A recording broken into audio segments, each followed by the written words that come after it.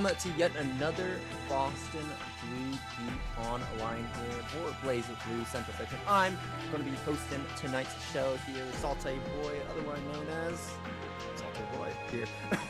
Onto the mic. I don't know why I said that. I was very used to the Pokemon commentary I did just this weekend. But I'm going to be along with Coquette, who's going to be joining me on the mic. Hello, everybody. Welcome to our now July 6th edition of this, right before Boston Blue Beach episode as well, too. Loads of CF action here, ready in store for us. Yeah, absolutely. Boston Blue Beat Online brackets all usually go to be pretty big every single week. Hitting like 20 players is very natural for a bracket like this, but we're actually at a pretty large number. This is kind of something that you would see normally from your pre-major bracket, pre-regional bracket. And like you said, with Beach episode coming up pretty soon here, that's going to be following that trend here as we have 32 attendees today, all playing it out. Not all going to Beach episode, but plenty of strong talent to show us what the BlazBlue community is all about. We're going to be seeing a lot of people that also did very well at EVO a few weeks ago with Chicksama in attendance. We're also seeing Play Guy as well, Fazama, Towito playing. That's going to be really fun as well because you don't get to see Towito very often playing these tournaments. Yeah, for sure. Additionally, you also have a decent amount of regulars that pull up as well. Worth noting, we have said typically always in the top of the line here. Same with Play Guy, Fazama, Soliloquy, just a load of regulars. We also have Mr. Upset here, up to Bazo for which isn't not too often, but they pull up to never play events anymore either. No, not really, but also not an extreme oddity here. I think Tubaza at least shows up more to these online events than Towito does. So Towito going to be one of the more fun players to watch and follow that run and most likely make that top 8 as we come to expect of the Bullet Goats. But that's enough Towito glaze. Instead, we're going to be glazing our next 2 players that are going to be up here on a stream for the very first stream match of the day. We have a Deltarunner versus Xtremesonicx. If I remember correctly, Deltarunner plays one of the Mercurial units, Lambda. They play both Lambda and Izanami. So okay. So yeah, Lambda and Izanami. Izanami obviously going to be the much better pick going into Xtremesonicx 1-Trick-9. But Xtremesonicx a very strong player, right? So Deltarunner may want to go with a character that they're more used to playing. That's for sure. Additionally, 9 is one of those characters that can just dominate the mid-range super heavily. So it can create this weird situation for either character, whether it's Izanami or Lambda, or a bit of a range that you want to have control of. It's just not available. It seems like they're opting for Lambda for that reason. Right, and you're also getting access to some pretty decent movement at the very least. Well, I mean, Lambda isn't going to be like the all-star in terms of movement in this cast, but compared to 9, you can certainly say that is the case. Something you have to be a little bit careful though about is those teleports coming in from 9 because of the intangibility it gives 9. It does give her a way to kind of phase through some of those drive normals that can make for some pretty easy punishers. But at the same time, you want to be very careful as well when it comes to the timing against those drive normals because those drive normals don't count as projectiles. So you don't have that frame 1 projectile invincibility you would have against other ranging options. Yeah, additionally, it seemed like the intangibility also made their connection intangible right there, considering that very quick disconnect. It seems like these players are going to handle it amongst themselves up to the TO's discretion, so forth. To kind of get back to something you did mention, I actually think Lambda has pretty solid movement in the context of this matchup. Lambda's movement is deceptively some of the best in the roster. Very fast dash lead. Murakuma backdash is genuinely egregious. And having her 236 available is also extremely useful. She can just close out a huge distance. Oh yeah, for sure. Lambda definitely one of the more aggressive Murakuma units compared to a character like me having access.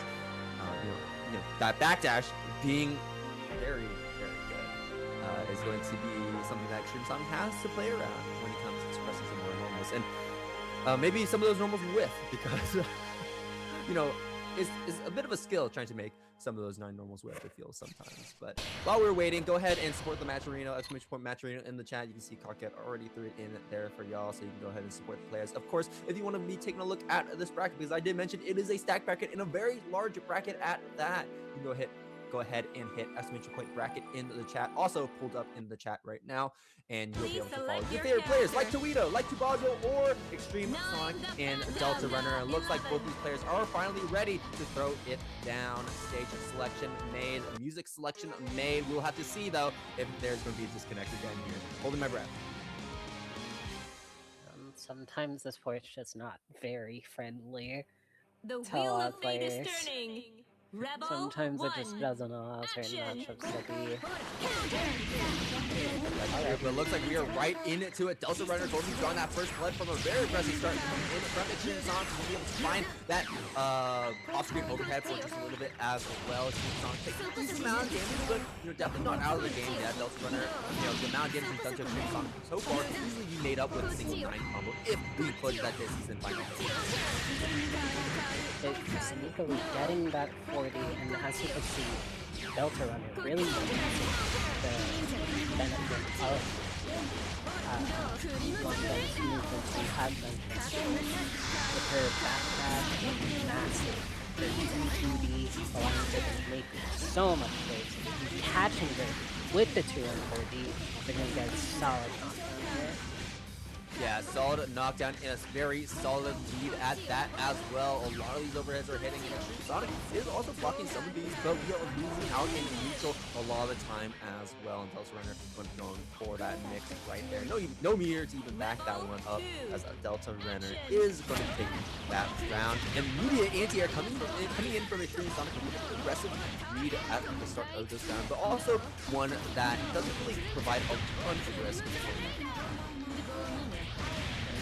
Not able to block the inside right there either. And right there, getting sniped by the Morganite.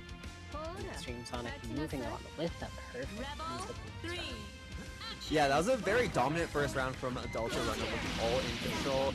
Xtremesonicx not able to play the game, but the moment that Xtremesonicx was able to get close, start that pressure, Deltarunner completely fell apart in just a matter of seconds. And now it looks like we're going to be going for that long con round that we saw in the first one, as Xtremesonicx is still trying to get their footing. It looks like they will for just a moment, but that burst comes out from Deltarunner instead. The story of this matchup has been Lambda's backdash right here. Deltarunner just constantly making space, hitting for like no tomorrow. But Xtremesonicx was able to jump in after the teleport. With Morganite. Also, the amount of teleports we're seeing from Xtremesonicx is absolutely absurd as well. Let's see if Deltarunner can block this pressure. No, we don't block the second rock. And that is going to be wraps. Xtremesonicx taking game number 1.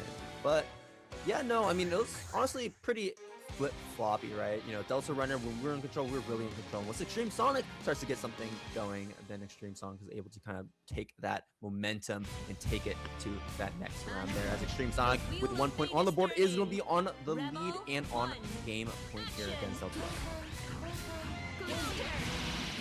Again, catching the end of the teleport series right there, constantly making space with that massive backdash. Just backing up, both players are trying to create that space. big hit there coming in from Xtremesonicx. An aggressive burst from Deltarunner to try and block Xtremesonicx into the corner. And as Xtremesonicx tries to go for those aggressive teleports, you see Deltarunner creating that distance, trying to create that distance. So Xtremesonicx will have to end that teleport links, but Deltarunner so good to hit there and going to be hit again by the Navy pressure and the low. Not going to be able to find the kill with that combo, and we will find a throw into the corner here on Xtremesonicx. Xtremesonicx going to on that first, hold on to that Oath Drive. Still has 100 meter on the table, so this is definitely a very scary situation for Deltarunner regardless. So we're gonna still get this number into the super, but very good block from Xtremesonicx. Probably intended for a counter assault, but doesn't matter. Navy pressure finishes the job. And Xtremesonicx is 1 round away from closing out the set. Rebel 2. Yeah, Navy pressure sneaking in this new Fred's giving Xtremesonicx so much mileage. There's a lot of these Navy pressures have been landing here on Deltarunner at this full screen range, thinking we're safe to suppress one of those drive normals, but no, we are not. You gotta be very careful playing around moves like that. You also gotta be careful about jumping back and going for a normal in the air as well in an attempt to zone out Xtremesonicx because we just have faster buttons and a bigger anti-air buttons as well. Great anti-air there from Deltarunner, forcing the burst out of Xtremesonicx, and the super stays out on hit. Yet again, we're back to this full screen game, right where Deltarunner wants to be, constantly back Constantly back to get out of that space, but unfortunately, because we're giving Xtremesonicx so much space, it doesn't feel like we're in that control. We're the one that's pushing that aggression, and especially with Xtremesonicx being able to control so much of that space with the fire rain, we also were able to control that remaining space there with a very easy Navy pressure.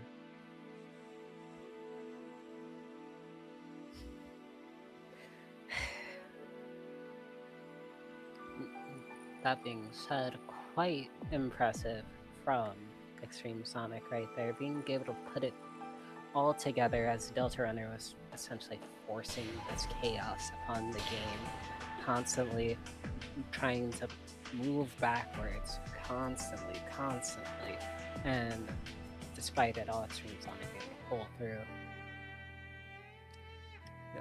And with that, that's going to be our first round one match going by on stream. We have some other round one matches also finishing up. MurtleIsJordan taking it 2-1 over S-Hero. We also have crubge taking it 2-0 over Lopi. And we also have Zen taking it 2-0 over Redison. But now we're in round 2 and we'll be watching Cenaly. Well, actually, no, we're also watching another round 1 match. So 2 round 1 matches.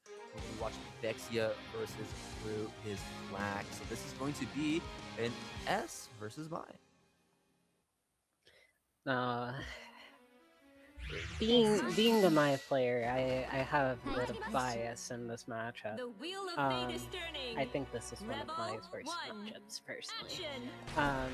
That being said, Vexia is quite the strong player, so it is very plausible that they're able to put this all together just like that. And just getting the throw there, it's going to be very simple down here.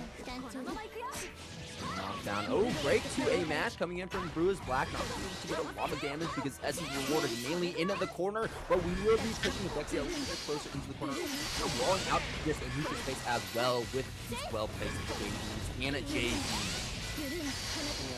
A very massive part of this matchup is as being able to use that influence fireball to beat out any different angle that Mai would want to throw a dive.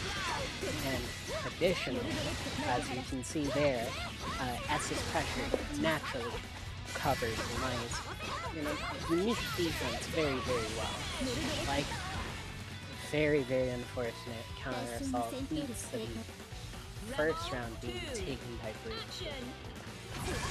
Yeah, a lot of our buttons are just so big that you can still continue pressuring the opponent even when you're outside of that counter assault. Really very good about how you time it. In my opinion, kind of be a similar case sometimes, but S definitely way more aggressive into that regard, especially when she has you in that corner pressure. Right there. Great tech on the throw. Tried to go for that 6-speed because of course we go for the 6-speed as the S player. Vexia is going to stay unfazed. Going to continue to control this corner space and we'll be able to find this knockdown as we come against is black with 85 in the tank. So bruisblack also has some movement in the tank as well for a tank arcsys like so. That's going to lead to a very ugly knockdown for Vexia. Unless bruisblack wants to go for an OD, is he able to finish the job? Yeah, trying to set the fireball. Trying to zone out Vexia, but we can't. Counter assault, but Vexia popping right back in. JD trying to get outside that JD range, but gets tripped from behind. Yes, if you eat that fireball, bruisblack just wants to find one fireball hit. One button hit against Vexia to push Vexia back into that JD. And Vexia unsure about the time and try to play aggressive, but unfortunately just got sniped from behind by it. Yeah, some of the biggest issues in this matchup just tend to be sometimes S just shows that her little extra frills allows the matchup to be just extra annoying for my Seals being the perfect example of that. But not only that, massive very normals that S has at her disposal as well. Yeah, absolutely.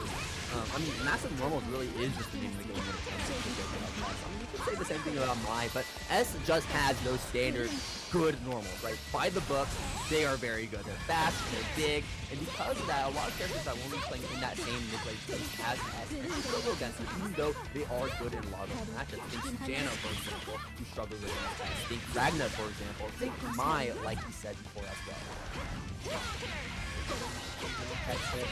Really trying to get any sort of reprieve, but additionally, Mai's anti-read admittedly on the slower end, leading to Cenaly's through being able to just make the most of it and just jump around, forcing Vexia to make these very, very hard decisions.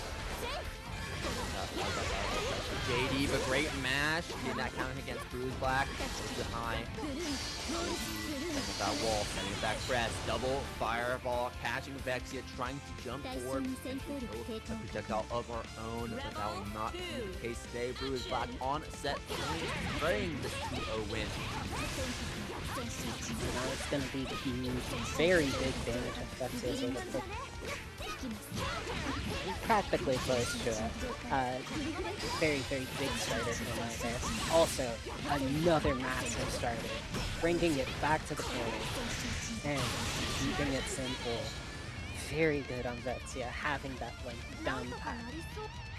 Yeah, the moment I saw the scaling on those first two hits, I knew it was sealed, and Vexia knew it as well, popping that super because they had nothing else left to do to get the win. bruisblack, however, doing a lot to try and get this win right here, already off to the races, finding the throw as well. First comes out to Vexia, but man, look at the amount of health he's lost so far against bruisblack. We need to get one of those commanding purposes that we saw in that previous round. If we want to get the start against bruisblack, great javelin placement in from Vexia, but unfortunately not able to keep that pressure going despite finding that hit. JD hit from bruisblack, that is big. JD coming in, big counter hit from bruisblack, and no more first calling to Vexia. Let's not drop the combo this time, and we going on. Simple rooting into that 3CEA will be just enough here as a bruisblack to get 2-0 with just a little bit of trouble in that second game against Vexia to take the win. Yeah, and a very convincing performance from bruisblack right there, seeming very well acquainted with the matchup in the sense that knowing that Mai has to take these massive risks to try to keep S out of the air in the first place. Say for instance your 2C actually has kind of late head and bull on it. It's a frame 10 anti-air. However, the head and bull comes in when the hitbox comes out. So you're not able to anti-air with it perfectly like other characters would. Yeah, I think that's I like what you're saying right there too, but I feel like you also just have to represent it, because I don't think we really represented some of our strongest buttons in the form of like JC, J2C, against S, and that kind of just let bruisblack do so much, right? We were able to jump in so much with those JDs, which is a rather slow air button, right? It is big, but it's also slow. And it also, let S also not really have to worry about playing the anti-air game with that 6P as much. Yeah, but Instead, if kind of just back up, set up those JD fireballs. if it's head and bulls, if it's slower, you get hit for doing it. And that's Mhm. what did happen there a couple of times. Yeah. So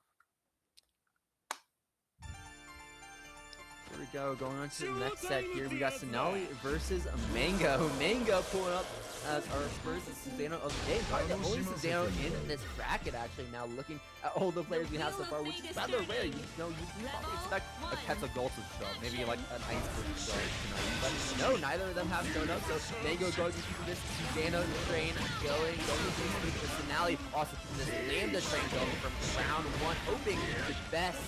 Another one of very lucky down here.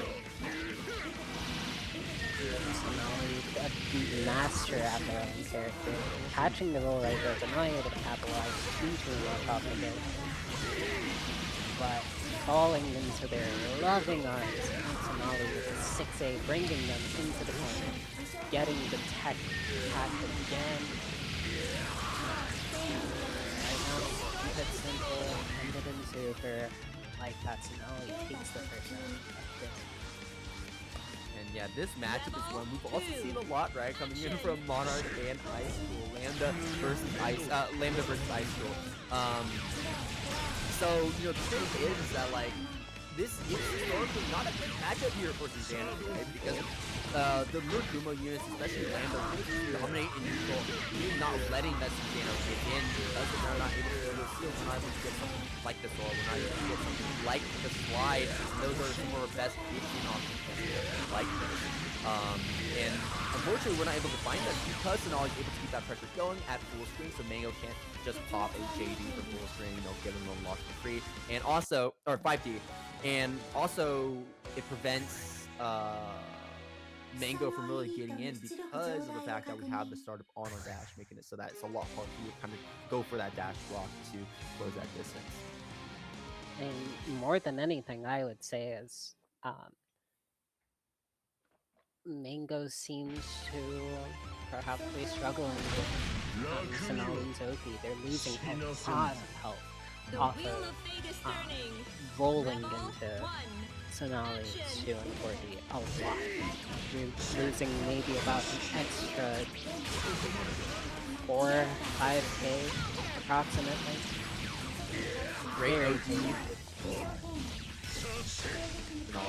Drop there.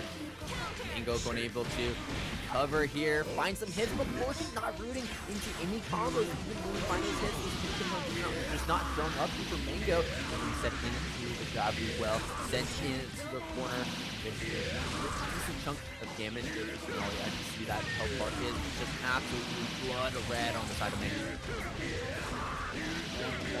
It seems Mango perhaps struggling a bit with Cenaly's goalkeeper.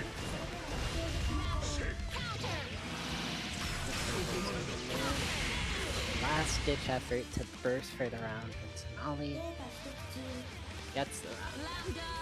Yeah, and that's just such a tough burst as well. Because now Cenaly is on this set point, just needs one more round to close it off, and Mango does not have that burst any longer. But you know, it is pretty likely that we'll see this burst come back. And not going to be necessarily the highest range character, you know, having a little more health than usual. So we'll be able to fill up that burst a lot May here than because the match is going to be lasting a fair bit longer. Here we go. I mean, we're at 7 pairs, but we just keep getting opened up by this Lambda. It's just no good, and we're just going to keep the super on the wake up like that. Cenaly going to be taking round 2 and game 2. Yeah, very, very impressive performance from Cenaly. Just noticing that, hey, there's something I can exploit here. That being, again, Mango having a very, very hard time dealing with Cenaly's Okizeme, constantly ending up rolling, unfortunately, instead of teching in place, and Cenaly, again, abusing that, essentially, and being able to move on. if your opponent is not able to deal with your layer 1 offense, your layer 2 offense, you know, there's no reason to go into that next layer. You can just keep doing it and doing it and doing it until it stops working. And in this case, you know, it just never stopped working for Cenaly. So that's just the number 1 rule of fighting games. That if it works, keep doing it until they represent that they know how to stop it. So Cenaly, yeah, moving on. 2 winners quarters will be playing against the winner between Fazama and Hollow. Both 2 very strong players and 2 pretty not the most fun matchups to go into. But when you're playing a character like Lambda, that's kind of something you expect. But another player that we are expecting to see as well is Towito coming back into the room, or sorry, bruisblack coming back into the room along with Towito, who we mentioned before. So Towito is going to be one of our first matches on stream. I imagine that the bullet matchup probably isn't all that fun to play, and S versus bullet probably isn't all that fun to play into, to be fair. I mean, for who, right? You know, as Bullet, you probably don't like playing in it to S, but you also don't really like playing to a lot of characters, right? Bullet, you know, very stubby, not necessarily like the best movements, but the stubby buttons is really what gets your most of the time. So smart movement from Towito is what lets him excel in a lot of these different matches. Oh, and that's just an unfortunate from Towito. I guess communicate, grab, whatever you want to call it. The reversal attempt again, and unfortunately just going to get counter hit again from bruisblack. Not making the right move in this moment, and we're also going to find that 5C on Towito's Celica as well. So very confident first round going to bruisblack, showing how strong a character S is against a character like Bullet. Great J to chain down, get some heat over it. Now we're at level 2 heat. This could be very, very impactful for Towito's next hit. But that's if Towito can get it. Currently, they're getting it for anything but that. Yeah, it's also showing too, like in that previous interaction, why it's so difficult to try to utilize those fireballs from Bullet. And you really have to use it from time to time to try and keep like this is, but at the same time it's just so successful in getting hit by those fireballs coming in from S and being such strong tools. But Towito looking good, able to toss bruisblack into the corner, able to get some resources out of bruisblack as well just before we go into this next round. Both players with 6 pips on their own drive near, so both should be getting it pretty soon, but for the very start of this round, we're not going to be able to get out of the corner situation if bruisblack can find it this next hit, but unfortunately we do not, as Towito will be the one to find it instead. And this is going to lead to another knockdown. They're getting more levels of heat, but it doesn't matter. Through and the BP and getting lands, and like that, instantly works for us all. Yeah, unfortunately, it's such a difficult thing to deal with. JC being so big, meaning that instant overhead can come from so many ranges that you may not necessarily expect it to come from. And up here, King of Charge as well, and just outside of those ranges from bruisblack, to block it in time. Really smart spacing coming in from Towito, and knowing when to take a certain risk to build some of that. To find a pretty good hit to try and cash out on bruisblack. First comes out, doesn't want to take that damage, doesn't want to be put into the corner. Blocked out the fireball. Face up the 60s. Getting some sort of space, but S is just constantly there. The drop! Towito is back into the game, but we still need one more hit after this. We don't even have to be here for a TPRC, but it doesn't matter. You'll find that DP without it anyways, and we're also able to build up just enough if we want to find that hit as well. bruisblack looking good, taking game 1 over Towito.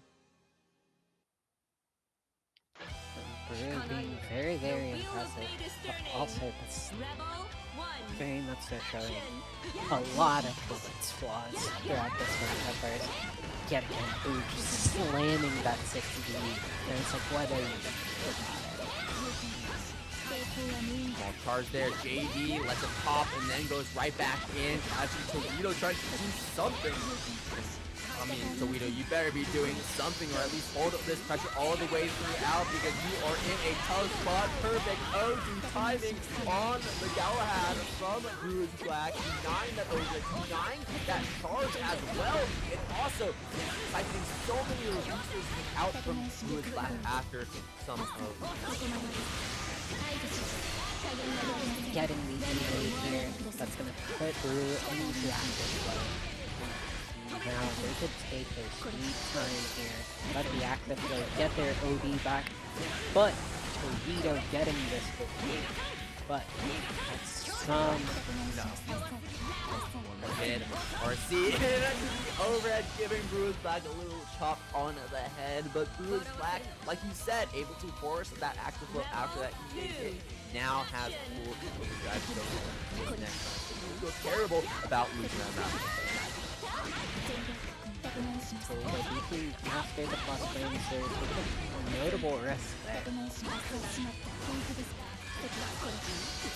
Block the 6 block the JC. Finds that small hit there against bruisblack, but a first melee from bruisblack. Going to deny Towito that OP position that he worked so hard for. Now we're back, goes into the corner as we see here. S with such good core carry, but he messed up that combo. It looked a little bit weird as that cross up variance, so Towito was able to reverse that situation. Drops the combo again. OD there. Bruisblack not able to cancel to anything, especially after that DP. They're not getting enough to get this time, and Towito, just like that, evens up the set count to a 1. And that bullet back there, right there, showing itself in full force, where a bullet can just force you to make some very, normally against other characters, it'd feel like unreasonable decisions. The bullet can force you to make these decisions where it's like that. Do you want to die now or later? Right. And right now, Towito is hoping to make bruisblack die right now, tossing bruisblack all the way across the screen here. And bruisblack still maintaining that OD, but we on the way, getting the biggest reward immediately, but able to reverse the sides here. And that's what we're looking for in this position. You know, limiting that movement from bullet, forcing her to make some bigger risks, especially like popping the fireball like we saw right there, and unfortunately not able to get any significant fireball pressure out to kind of pressure the body. And getting this knockdown into the instant overhead yet again.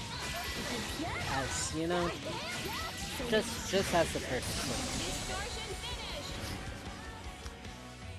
And bruisblack is 1 round away from closing out this set and taking a win over Towito.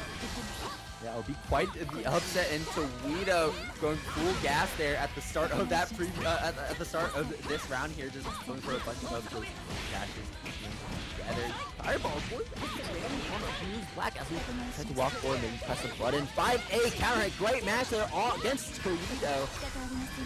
JD. It's the double fireball, finds some small hits. As long as we maintain this current position, that's all we care about. We don't care about the combo damage. S is a multiplicative character. She finds lots of hits over time once she has to be in this position.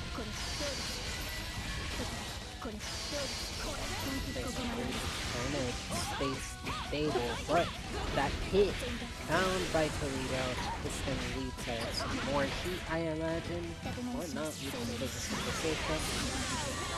He's super on it, and how far can we push it?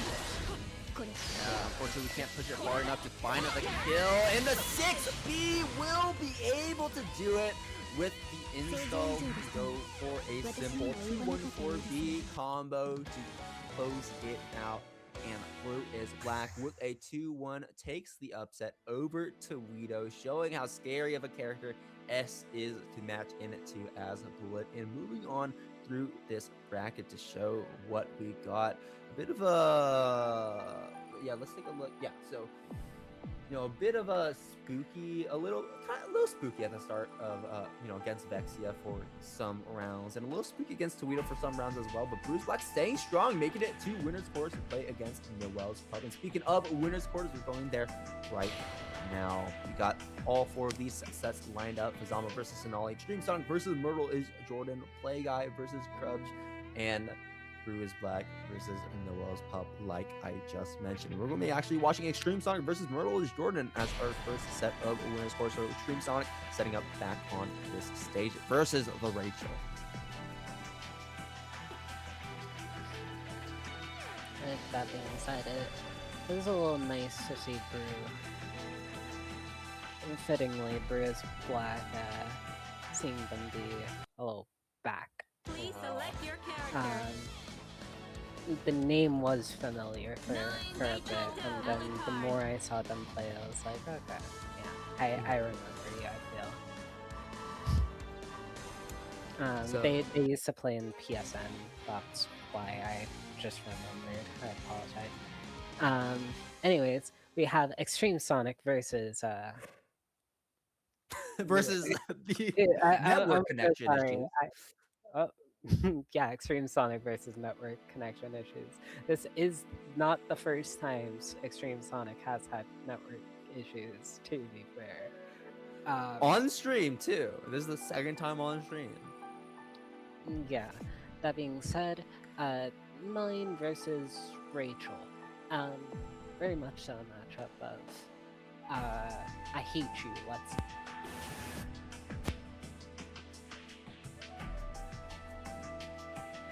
Yeah, so in this matchup, it's going to be ever more important to, really utilize those teleports from a 9 to get that intangibility against the projectiles that Rachel's going to be trying to infest the screen with.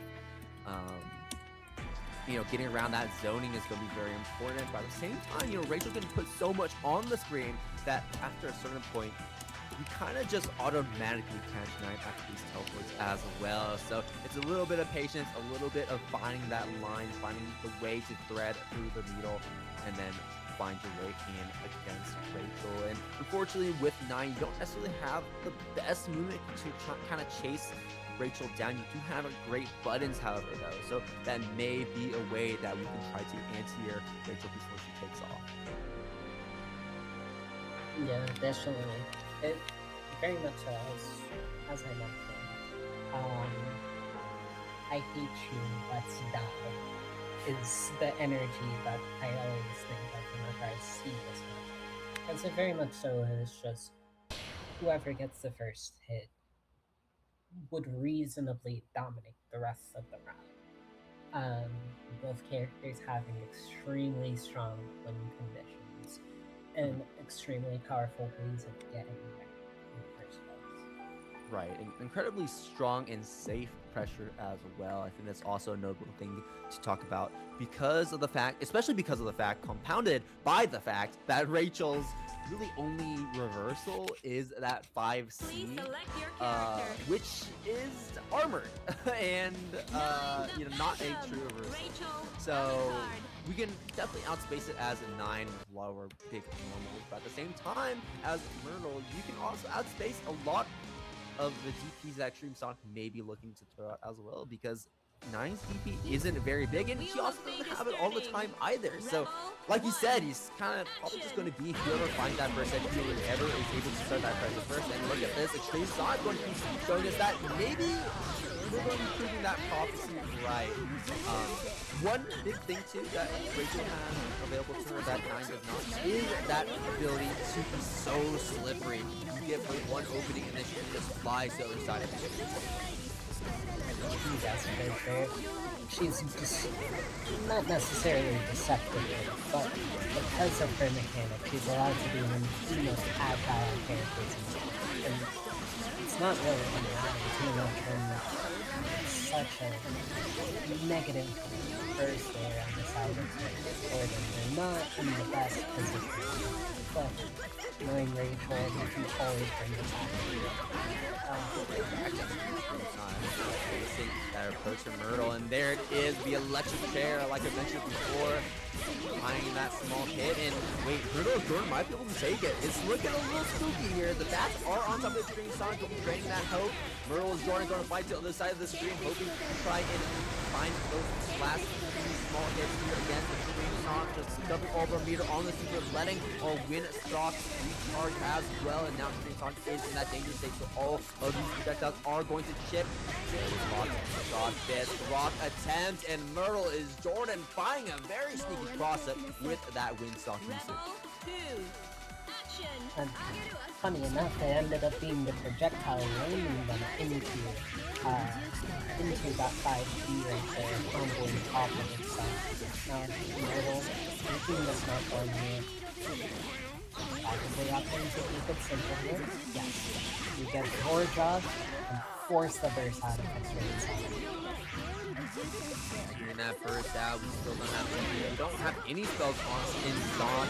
You see it find that hit, and unfortunately Xtremesonicx found a small one but wasn't able to see it through. MurtleIsJordan popping that super, popping that George to give us a little bit of that assist, and MurtleIsJordan with a much quicker next round there takes game number 1 over Xtremesonicx, just showing us that one zoner may be scarier than the other.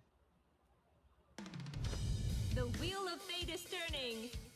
Rebel 1. Getting into this next match, this next game here, and take a very simple knockdown into Hellfire right there. Not able to confirm it.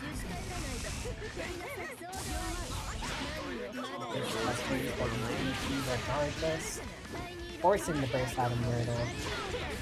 They catching Jordan and able and finishing the combo for them.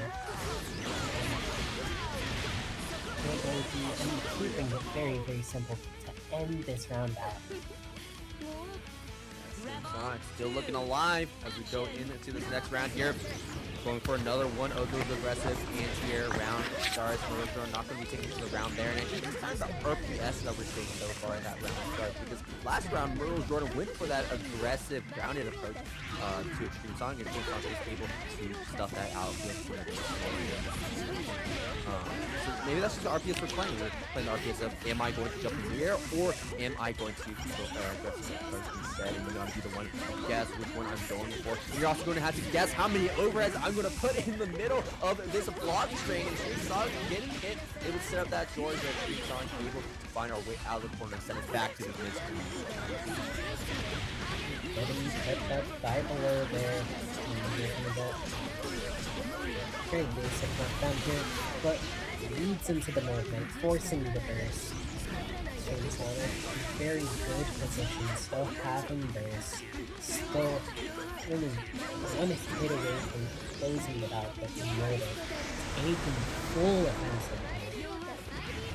Oh yeah, and you can see that Xtremesonicx barrier is also running pretty low as well, so MurtleIsJordan could go for that angle of popping the super yet again. Xtremesonicx, I think, he could have eventually went for a teleport to go under that super and then catch it Xtremesonicx afterwards. That could have been an option that was pretty smooth, but not seeing it in that moment, and still looking pretty good here. Neutral needs to find that one small hit, and that leads to almost a time there with 60 seconds left on the clock, but Xtremesonicx seeing it through, eating us up, and giving us yet another good set.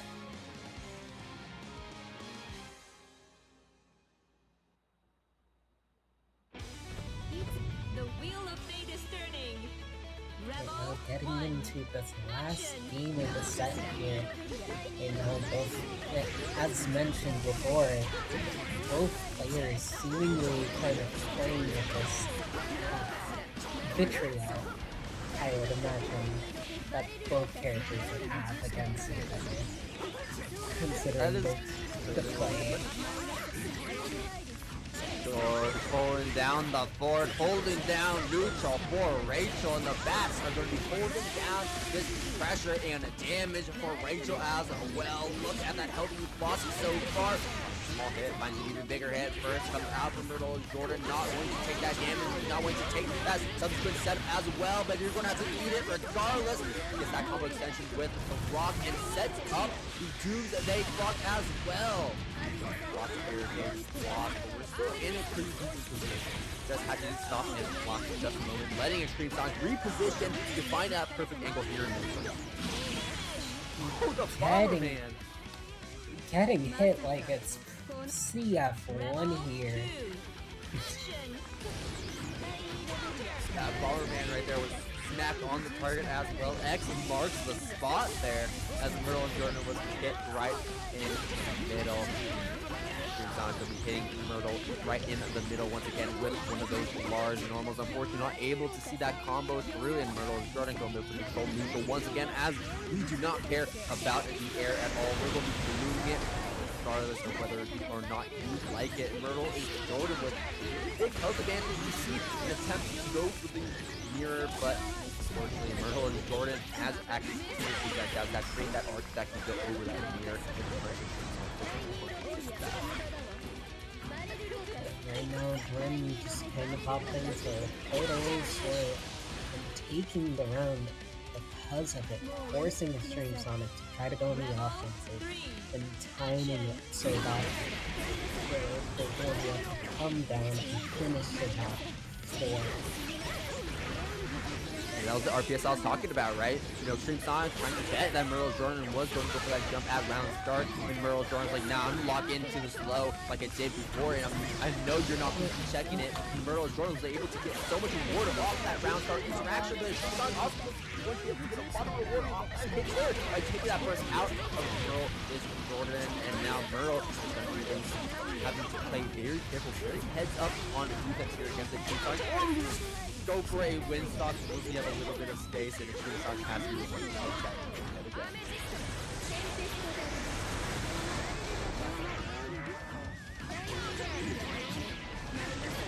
George? Oh, yeah, there was an attempt to give you a call extension by tossing you into George, but Myrtle just a little bit off there. I like the idea there.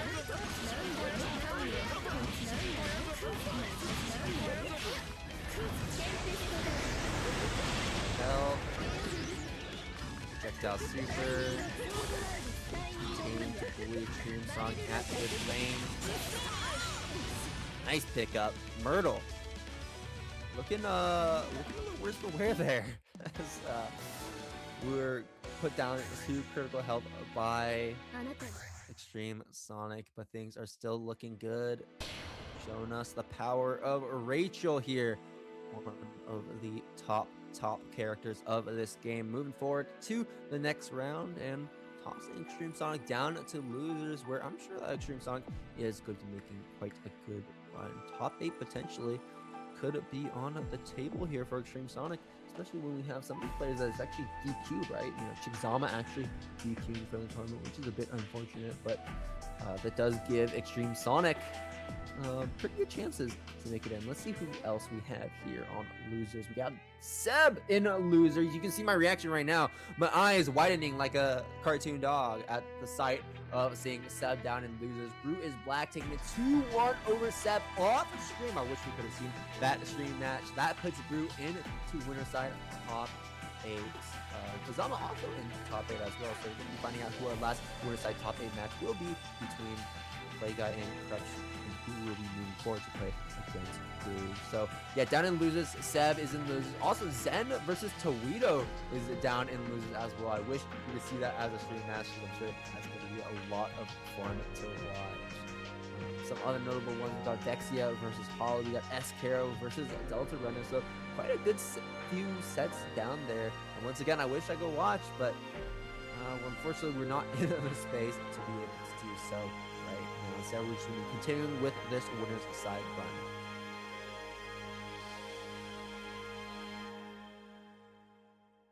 Yeah, Phil, I do not know what's going on, right? Because we had Bru. I mean, honestly, what's going on with Bru? Like, Bru's just locked in, right? Bru is just locked in. Taking it 2-1 over Towito, taking it 2-1 over Seb, taking out our top C's. I think Seb was like seeded, top 5. Towito was like seeded top 3. And of course, at the end of the day, seeding isn't going to be telling the whole story. These are just predictions at the end of the day. But still, it's just something that you don't expect to see. And it's always nice seeing this kind of stuff here happen, especially before each episode. And really just calls into question what we might be seeing at each episode and the kind of upsets and matches we're watching. Yes, Tubazo also going down against MurtleIsJordan. That is crazy. Tubazo is out of the tournament. Wait, yeah, you're right. Holy moly, never mind. bruisblack is locked in, and unfortunately, Tubazo was just getting diffed here against all of the strong blazblue talent we have here today. But it looks like we're going to be getting into our next set between the Playguy and crubge. Playguy pulling up with Ragna. We all know and love John BlazBlue. Probably going to be the next Daredevil coming into the drive. We'll have to wait and see though. They're probably going to be tossing us another edge runner character or 2D or something like that. But we're back to BlazBlue. crubge is going to be rocking that Celica. Character not known for being the strongest in the game, but we do have some best in class tools with arcsys like that JC right there. We're only seeing it in the commons at the moment, but we'll see it in neutral. We'll see just how good of a normal it is at controlling the game, especially against some of the bigger air normals we expect to see from them.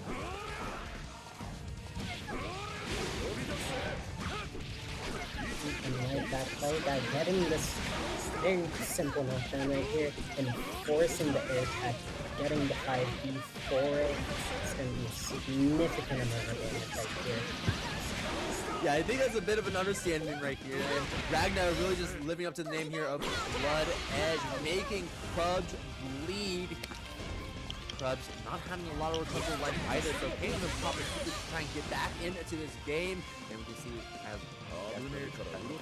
play neutral against Playguy, but Playguy is at his best once you're putting him into this neutral position where he can just dominate with buttons like JC and that insurmountable patience.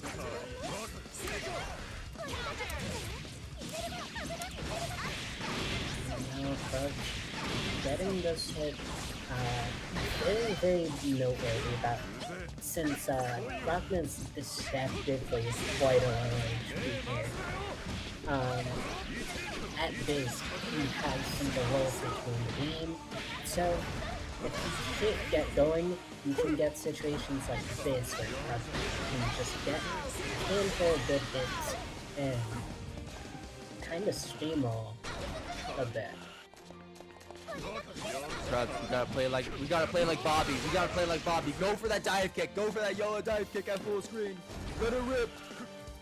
No, just playing patient here against Playguy. It looks like boxing Playguy out a bit with those JCs, with those fireballs as well, and crubge with a great air dash.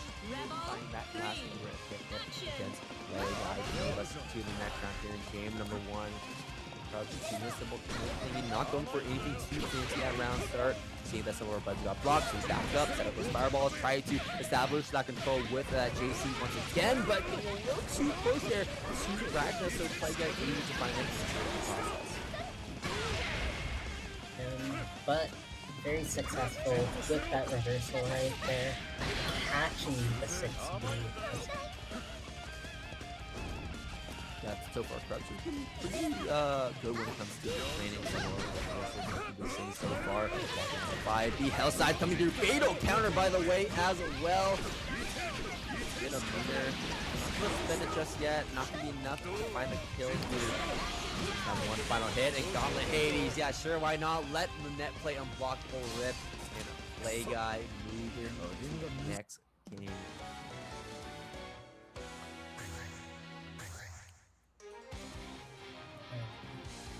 Now as we move on, crubge did have some very, very good signs of life there.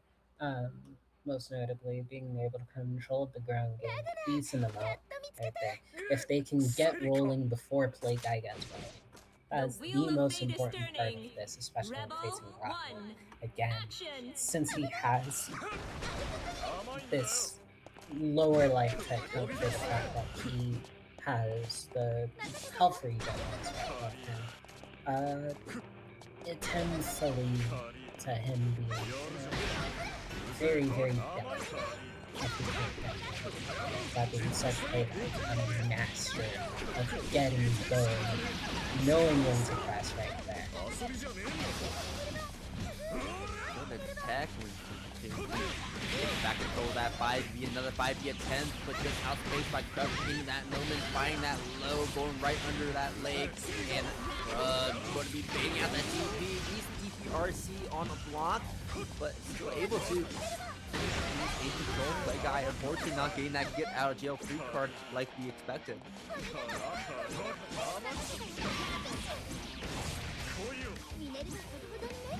Might have to put it on. That's going to be the JD coming through. Other dive kick, but it looks like JD is enough to do the job. And again, that in itself showed exactly what I've been talking about. Club able to essentially use the fact that Ragna struggles with the fact that he's a lower health character unless he can get a flow in his first. I don't know, I feel like Ragna's low health is a bit overstated, but maybe that's just my personal opinion. It matters a lot. It is the difference between certain cases being better to yeah.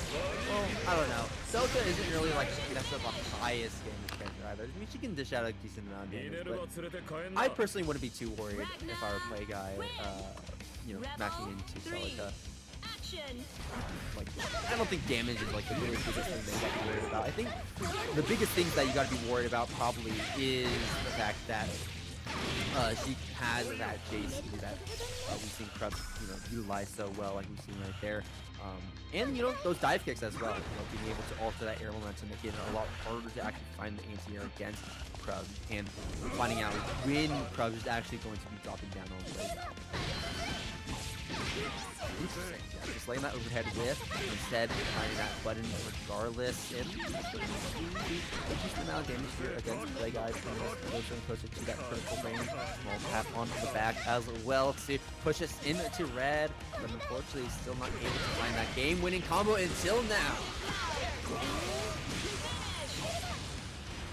More like a bit of a game-winning scramble, a bit. Yet, despite it all, crubge able to organize himself despite that little bit of chaos and putting up another point against play guy in itself is a bit of an accomplishment for a lot of players. The wheel of fate is turning. It's very impressive actually. You know, crubge able to take a round in game 1 and able to take 2 rounds to take the game number 2. Looking good, but the real question is, can you close it out? That's always the question. People are going to be like, yes, I've taken a game here, later, but it's always that closing out where it becomes a lot harder. And crubge looking a little worse from wear, but definitely not out of the game just yet. We did get that first out of play guy. We still have a decent amount of years to start getting into that 50 pretty soon, but just not really lethal like we're seeing over and over again here. RC, is this going to be enough to find the kill? Oh, surely. Yeah, absolutely. Yeah, like play guy just kind of steamroll crubge. Again, if he gets rolling first, that seems to be a bit of how this matchup tends to go in this chat. We might see that yet again this round. As long as play guy can maintain this bit of momentum. Tracking approach just like that with the 6 AM here. This is going to be approximately 4K. A bit more than 4K. Opts for the air though to attempt to kill, knowing that they couldn't kill any other player. Yeah, sure, why not? Why not? I respect the attempt, play guy. I also respect that crubge was able to actually just tech it immediately like that. Like, no, we're not going to go for these stupid This is the first time I've seen it in this set. Crubge, the first time crubge was able to see in that set, we're able to find that tech regardless. So no push-ups today, and instead crubge is instead going to have to push themselves outside of that losers bracket and into top 8, hopefully, as they will play against Vexia for that spot. With that being all in order, that leaves our winner's side of top 8 already set into motion. Additionally, we have nothing else to go into it, but before we do, we have. I apologize, I had a bit late tone for a second. But as we go into this top league soon, as we have Susannoo versus Myrtle, very impressive to see Myrtle pull through so far, beating both Towito and Xtremesonicx. A very, very impressive showing from them. And Play Guy versus bruisblack, who's been on a tear as of late, also beating Noel's Pup / Seb. I mean, yeah. It kind of speaks for itself right there. Yeah, a lot of crazy things going on in this tournament. Crubge almost taking another big win as well against Play Guy, like we almost just saw. But yeah, no, we're not going to be seeing that right now. Instead, we're going to be continuing on with this winner's bracket, going into winner's side top 8 between Myrtle and Fasama. Also notably down there in losers, Towito climbing back up, taking it 2 over Zen, 2-0 over Xtremesonicx, and now is in losers side top 8. Soliloquy also, yeah, like you said, beating Seb 2-1, making it into losers side top 8 as well. So our TNS winner, our star-studded Noel, would unfortunately not be able to make it further on in this bracket. Also notably, Seb showed up to Austin Air Assault and took Austin's lunch money, so to speak. It was quite interesting. I wasn't there at the event. If I knew that Seb was coming, I would have stopped by, but nope. Seb showed up randomly and then just cleaned house. But yeah, we can go to ads right now to do a little bit more of house cleaning on our side. Let's go ahead and slides.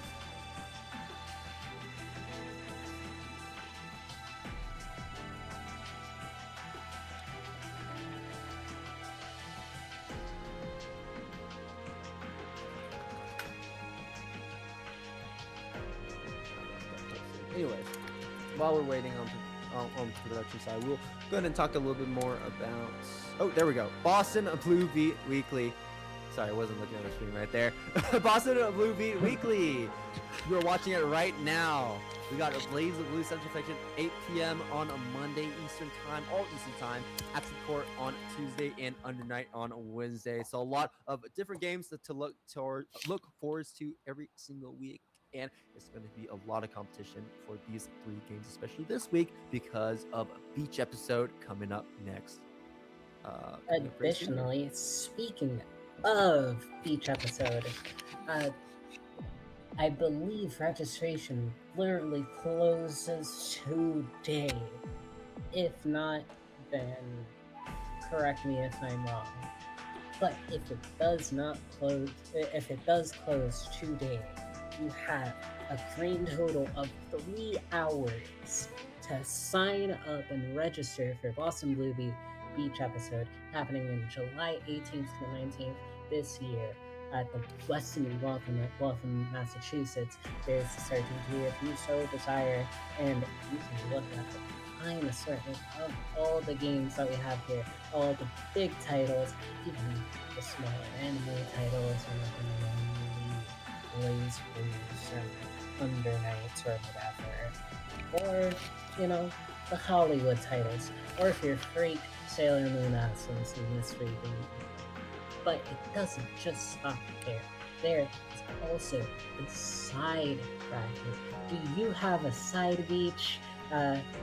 That's another question for another time. Where you could play all your old man games. We also have some KRF, some Soul Calibur, all your SMK affair. If you're over the age of 35, this will probably be where you chill out for the rest of the event. And additionally, I know a lot of the FGC is a very big fan, and I am also a massive fan. Uma Musume will also be free to enter with your registration on the 17th of July, the day before all the regular brackets take place. It will be the current CM, the current Sprint CM that's about to happen. So if you're preparing for that Champions meeting, you will be ready for this event. That being said, it is a glorious time to be with us at each episode, and also if you are in the North Carolina region, XQXL is also got your back this October on the 3rd and 4th in Durham Convention Center. All of the games mentioned beforehand that we take part in, the same stuff goes on in North Carolina. They'll have everything down to the biggest titles, even the new stuff like Telecom and Avatar that everyone's excited for. This is going to be one of the first places to have a great time and prove yourself. Absolutely, a lot of events to look forward to, a lot of games to play, not only at Beach Episode, but also SQXL. Both tournaments coming up very soon as we are hot on the heels of Beach Episode in just 2 weeks. Like you saw there on that slide, July, or I guess, yeah, I mean, like, yeah, no, it's essentially 2 weeks, right? It's essentially week and a half. July 18th through the 19th being a 2-day event. So, yeah, no, I won't be at Beach Episode. So while I am kind of hyping it up here, I'm going to be hyping it up because I'm a viewer. I'm going to be watching the stream. Unfortunately, the flights are a little expensive for me for it to make sense financially. But cry, maybe I'll make it out to one of these Beach Episodes one of these days. I always say that, but hopefully one of these times it Please will select your be character. true. But it looks like we're going to be getting right into our very first winner's side top 8 match between Bazama, one of the mainstays here of every single Boston PvP tournament, usually taking that win, usually in top 4, if not top 8, like we're seeing right here. But we also have Myrtle showing up as well here with the Rachel. Going to be a very annoying matchup for Hazama just because of the way that Rachel can really just loop the screen and make it hard for us to go in with the straightforward chain follow-ups. That being said, if there's a Hazama 2, be prepared for this kind of matchup. Fuzz is very high up on that list to be ready for this.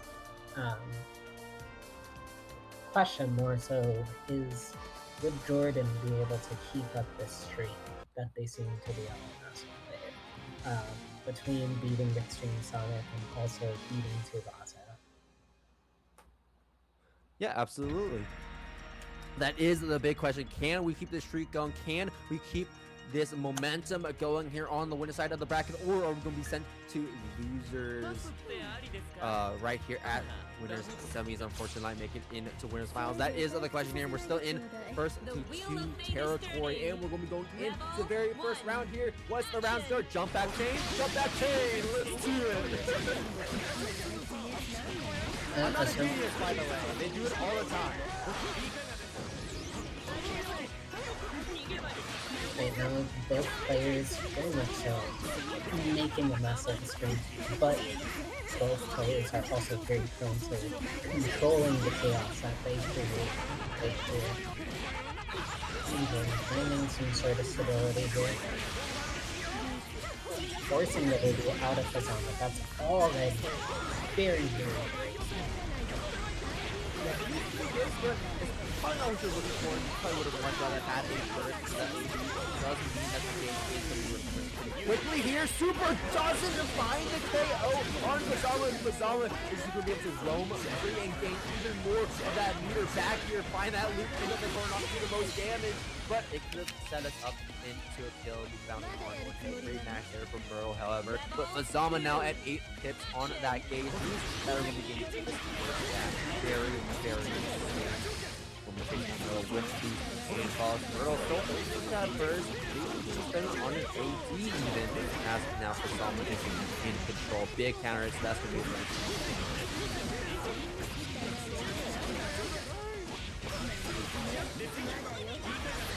was not able to finish off that combo there. George still out there in the wild, but I think he's right there. 5-4.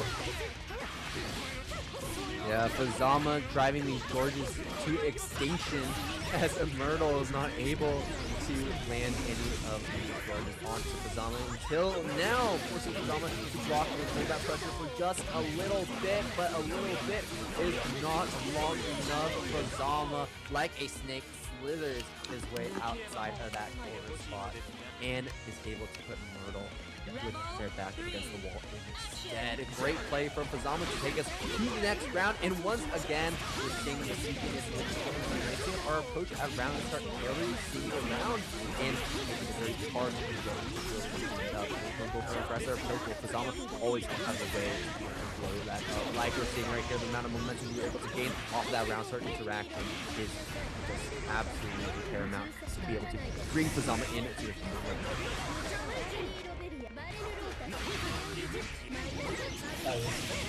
Trying to navigate this whole protocol by having this essentially step up against them, capture, getting the burn out of the way, but that is a big 4 frames, baby. Because can't put it all together. Oh my, the trade. One more trade is all we need here. We need to find maybe a chain bite coming through. Oh, and we try to press the button. Maybe just trying to play a little aggressive in response to that super from Myrtle, but Myrtle popping that super for a reason, wanting to slow the pace of this round for just a little bit so that we can recharge our wind stocks and get those projectiles out on the screen. But we made a fatal error committing to an action in front of Susannoo with overdrive on the table. That fellas, being able to take the game, but really at what cost? So you kind of got pushed to the edge right there, perhaps because fittingly enough, feeling a bit fuzzy, and maybe their head isn't really where it needs to be, because maybe where what they need to get back into the control state. Myrtle putting on those air Jordan, taking our way out of the corner with all of those wind stocks. So we have that one get out of field restart if we choose to spend it, but Myrtle going to have to pull on to these stocks as Susannoo is going to throw Myrtle back into the blender, back into the combo, forcing Myrtle to take this damage. All trade there, but able to maintain that current position. That's all that matters right here. But Susannoo not able to keep it for that much longer. Myrtle switching sides. Now going to put Susannoo into the blender instead. On the side of Susannoo, so we can use it on a counter assault if we so wish to use it. There it is, counter assault coming out, not wanting to hold that pressure because without meter, without OG, we don't really have a reliable way to get out of the pressure. So we need to rely on that a little bit more than normal. So using it like that was. I was upping the burst, thinking perhaps, hey, I could take this round even though the life deficit, the life totals are very, very close between us. Trying to navigate this, honestly, hellscape that Myrtle's putting them through, and Myrtle catches them as they try to snag through. Myrtle taking the first round of this game right here. Yeah, watching Susannoo versus Myrtle really just feels like you're playing some bullet hell. Like you're popping on Ikaruga and trying to maneuver between all of these bullets, all these projectiles on the screen, but Susannoo going to be getting hit, and the ship is going down for now. Myrtle grounded surrounding Susannoo for just a little bit. No support here for that camera assault, but we do have enough for a chain stock usage. Unfortunately, went for that low angle one in an attempt to steal the corner, but Myrtle right on top of Susanoo's toes and right on top of this health advantage as well. Super being popped fast on top of Susanoo, and we siphon just enough health away from Susanoo to be able to take that win just by the skin of our team. Myrtle evening up the score right there. Again, the question going into this was, can Myrtle maintain this kind of performance? And bit of a fun fact, every single one of their sets so far has gone to Rebel Towito. 1. Action. We had another one. So each player Myrtle has played against a different or every player that Myrtle has played against has given Myrtle quite a fight, and Susanoo maybe one to tell Myrtle right before the finals, and that is certainly one away to top away. God, dropping that OGA attempt, and Susanoo denying that resource away from Myrtle by avoiding it entirely. Able to find so much damage from here as well. There should be enough. Yeah, that for sure closes everything out. That's like 700 or 800 minimum damage. Yeah, you're Rebel 2. Action.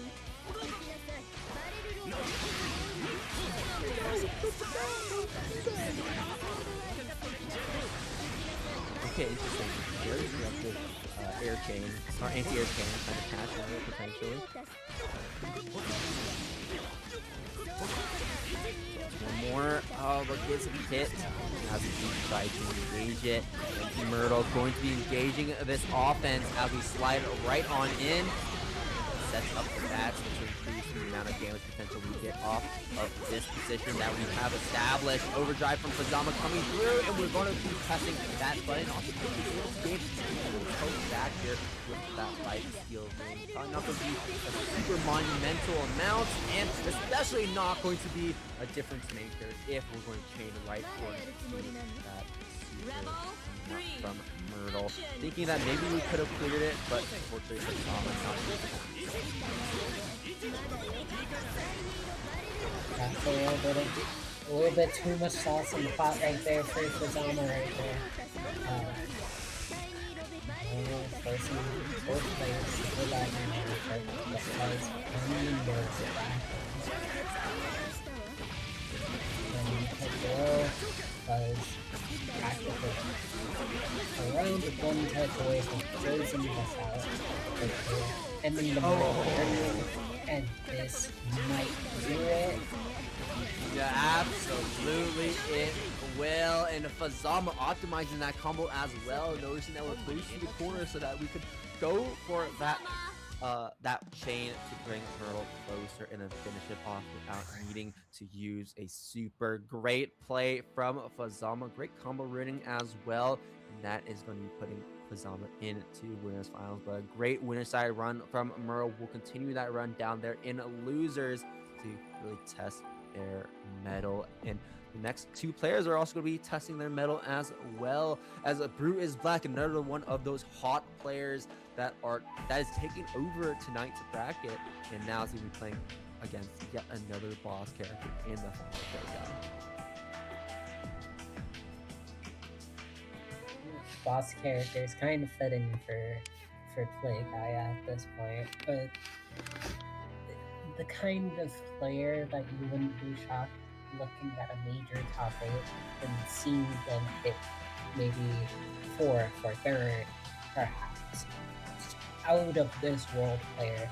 If my hot take, probably the best Ragna in the world at this point, but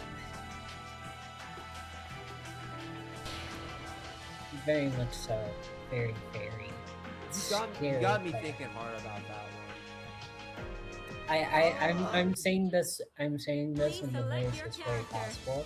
I've played both Beta Dude and Play Guy Vendetta gives me a bit more issue than The blood edge. Beta Dude does. I will say That's my personal bias there. All right, I guess I can do a small ranking here. I think Plagueeye is better than Vendetta. Beta Dude is like very interesting though, because we don't get to see Beta Dude play that much. But when Beta Dude does play in tournament, he does very well, usually better than Plagueeye. So it's kind of hard to say. The I wheel don't of know. fate is Like turning. Beta Dude really just plays a slashback nowadays, so it's actually really hard to say. But in terms of like the most active Ragna, Plagueeye certainly is up there. And if we really talk about like tournament results plus placements, yeah, I would say Plagueye is probably one that you could keep in Ragna. But bruisblack already tackling that title here. Playing the as one of these characters that would come out that does pretty well into a character like that. That both players want to play at a similar range with Raiden. You have access to great buttons like that 5 Bs of challenge onto the ground, but S generally just has a much better, well-rounded toolkit in terms of those buttons. We got JC, we got JD, we got 6B, 5C, 5B, 2B, 2C. I mean, we can just keep that list going on here. So good, so versatile. The 5A is pretty so bruisblack going to be able to really utilize all these tools to their disposal to try and take down Plagueeye. But one thing that's going to be very difficult is the fact that we're spending so much gear on these DPRCs, meaning that we don't have enough gear when it comes to cashing out. Plagueeye being able to save that 100 mirror was able to save just enough to find that cash out super at the end. Rebel Very, 2. very interesting optimization right there from Plagueeye. Realizing that MC226 is more dangerous than letting the Nightmare rock right there and pushing for the corner to get that single hit to succeed. Even themselves right there in the first always getting all these escape attempts just smothered by perfect timing. What was that? What did we press? And Crossfit Divider right there. A lot of Ragna players, sometimes when they hit Crossfit Divider, they got off. So, we're expecting not a break. But Plagueeye way ahead of it, smothering it with a JA. This looks like Plagueeye hit like a Roman cancel right there. It's very, very interesting how it looked. But yeah, no, great mix up there from Plagueeye. Great play from Plagueeye, pardon the pun. And a great round start call out from Plagueeye as well there with that air dash JA to immediately wall out who is a black. The usage of her anti-airs have been 6A usage on block, especially against that JD from earlier, and air poke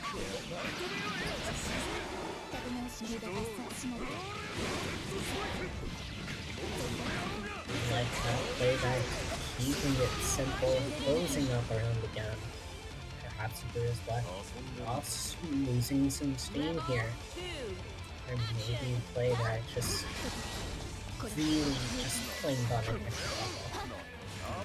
And this is the thing about Plagueeye, right? Plagueeye is a is a player that does not care about your momentum. Plagueeye, I think, one of the strongest skills that he has, that I think most Ragnas really should have this skill, is the fact that Plagueeye is like that stop. He says, no, you are going to be playing at my speed, and you're going to be playing at my pace, you're going to be playing my and Plagueeye is certainly making bruisblack play in his own simulation. DPRC trying to stay safe on that offense. He's not enough meter to cancel in with RC again. Still though, 2D finds the hit in Plagueeye with a double perfect. Takes it 2-0 over bruisblack and making it to winners final. To see Plagueeye versus Fazama for what now? How many Boston Blue Beats have there been at this point? Oh There's my probably gosh. like an additional like 6 times. Just like an imaginary Boston Blue Beats that like haven't happened yet. We need to Different tell dimensions. we need to tell our TIAs to start numbering them like TNS, so we can start adding them up and be like, this is the 200th one, because I have no idea how close we are even to that. The 200th one, because this is the 200th Boston movie. That means the 200th time that we get to see some assortment of Fazama versus Play Guy, or Fazama versus Shad, or Fazama versus Dawn, etc., etc. Right. Mix and match if you so desire. Please select your Just a bunch of character. classic matchups for sure that we get to see a lot of, and we'll be seeing a lot more of later on down the road as they are in that winner's final spot. So we're gonna watch 4 sets before we get to that point. And instead, we'll be dropping back down to losers to go watch Towito make it up to lose side top 8 after being set down to losers quite early, and is also going to be playing against Cenaly. So a bit of a tough matchup in the form of Cenaly being that zoner character here with Lambda that Towito has shown that we can make it past these difficult matches before.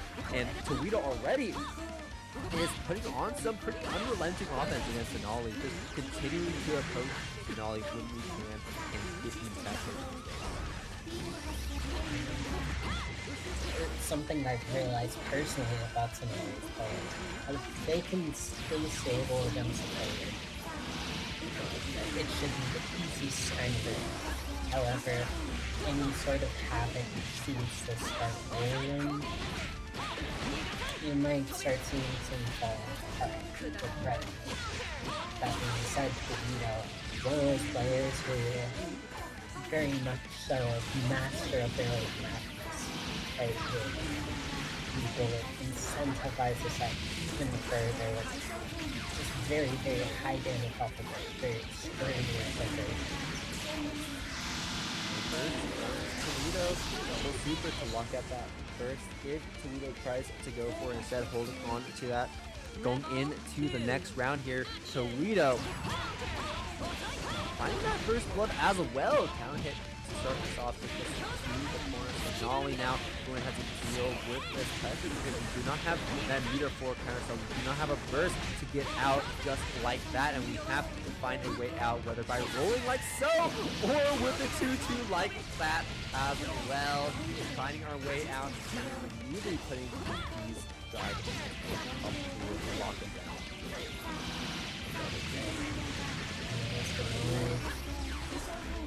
Really been a bit ahead of Towito so far this game. They're in the cross up right there.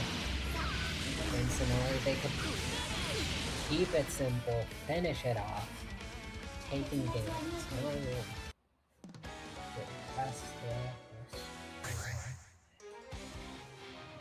Yeah, 1-0 for Cenaly, another great start here.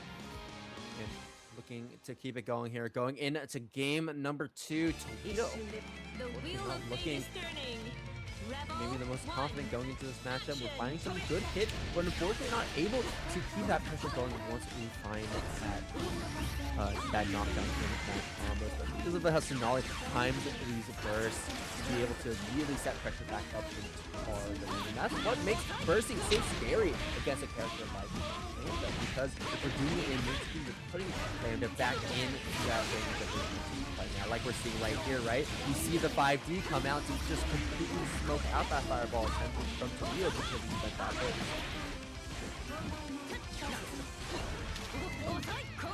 Towito not fully able to keep his hands on Cenaly's Lambda right now.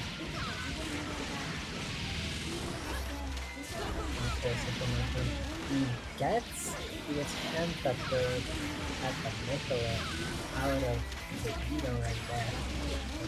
6-3 right there. Keep it very simple. So now 1 round to big, taking the set from Towito.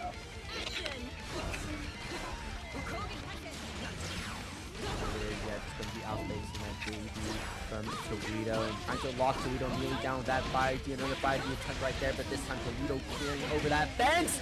And what a backdash coming out from Cenaly. Does he hit by that hit rather than reverse However, we are going to be immediately able to see turn the tables on Cenaly and give Cenaly quite a beating here in this corner. Okay. And that could be it. We got the meter. We might not even have to spend it, but we're going to with this combo and 4K damage will be enough to launch us into this next round, preventing Cenaly from taking a 3-2-0.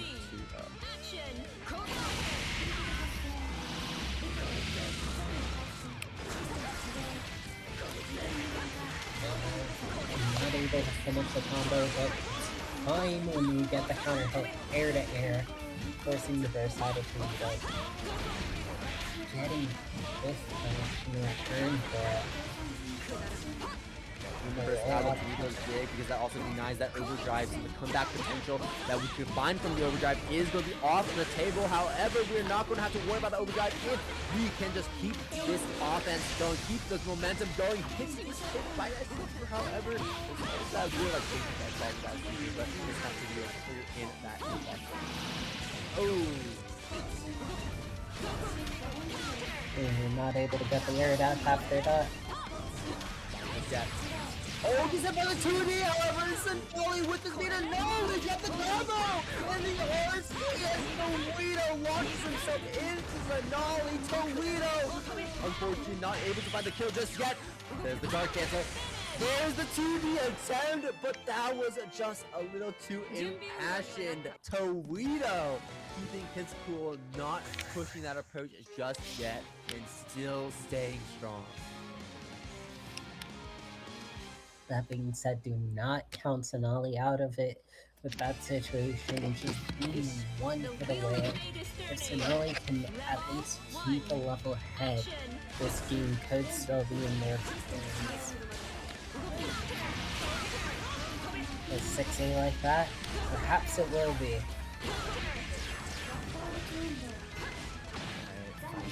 Throw counter. No checking out of that one. Towito's gonna have to take the guaranteed damage. As well, it's gonna be hard to get out of that position. If it's ending, Cenaly had a backup, finds the overhead hit as well. Norn blocks that overhead. Off screen overhead. That's by the 4D right there. If they can keep it simple, it's super, and like that, going into this last round again, coming off with a perfect.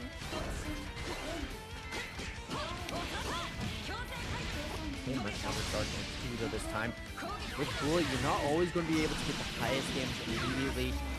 Usually late in the game, and want to put onto that overdrive as long as possible to be able to guarantee that kind of damage if we find that opening. But we really just struggle to find that one opening I'm talking about. Cenaly continues to block Towito out, continuing to set up the great wall here against Towito. And we tried to OD on it. We overhead attempt at but finally punish.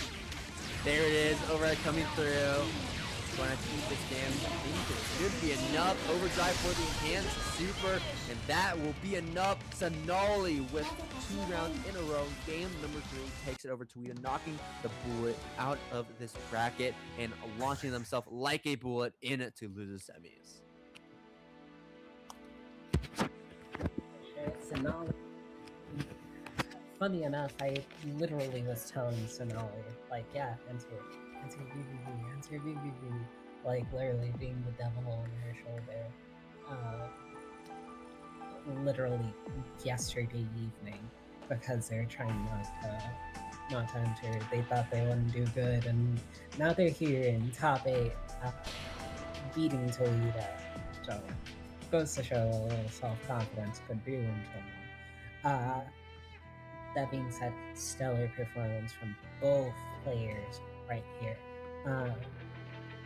Towito playing with all of his heart, but all of your heart sometimes isn't enough, and the other player is doing the same, and just kind of playing to the best of their ability. It just seemed like today Cenaly was a better day. Please select your character. Now, all of our all of our July 6th heroes are all kind of congregated into this losing side of top 8 here, as only players on winners are Fazama and Play Guy, your usual suspects. But down in losers, we have Brew, we have Cenaly. They're both going to have to play against each other. We got crubge playing against Soliloquy, and a Myrtle waiting for the winner between these two. So unfortunately, we're going to have to say goodbye to some of these players that we haven't been following so far, but hopefully one of them will make a really good run all the way to the losers finals. I feel like that is absolutely guaranteed. But this is the first time we've actually seen Soliloquy on stream. Soliloquy actually going to be one of those really strong players we watch that normally makes very good results here at Boston with the new as well.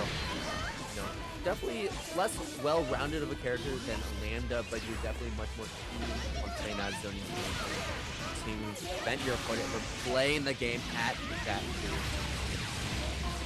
Yeah, her field themed note along with the, as I like to call, sniper shot that she has available for her. Like, right there, as you can see, that can do a delay shot independent of her, which allows her to very much so enhance her damage. Right, but unfortunately with New, you do have, while you have further reach and further range with your drive normals, it does leave a much wider dead spot like we see right there. I mean, Soliloquy just pressed that when crubge was already in that dead spot. So that wasn't even crubge moving in to close that distance. That was Soliloquy, unfortunately, just not reading that space correctly. And Soliloquy, aka Chief Chili, put it together right here, and they do right there. You see, this is the actual Chief Chili challenge. It's actually trying to make it in considered. I like that Soliloquy also just really knows how to punish that, and Mew is also one of those characters that can punish that super a lot easier than others. That super is notorious for being hard to punish. Luminous Slave, waiting for that Luminous Slave to pop before we start moving around the screen.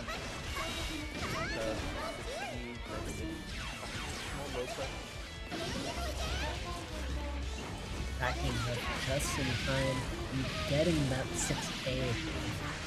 Perfect timing right there. Once again, 5G, and once again, crubge is already in that dead spot.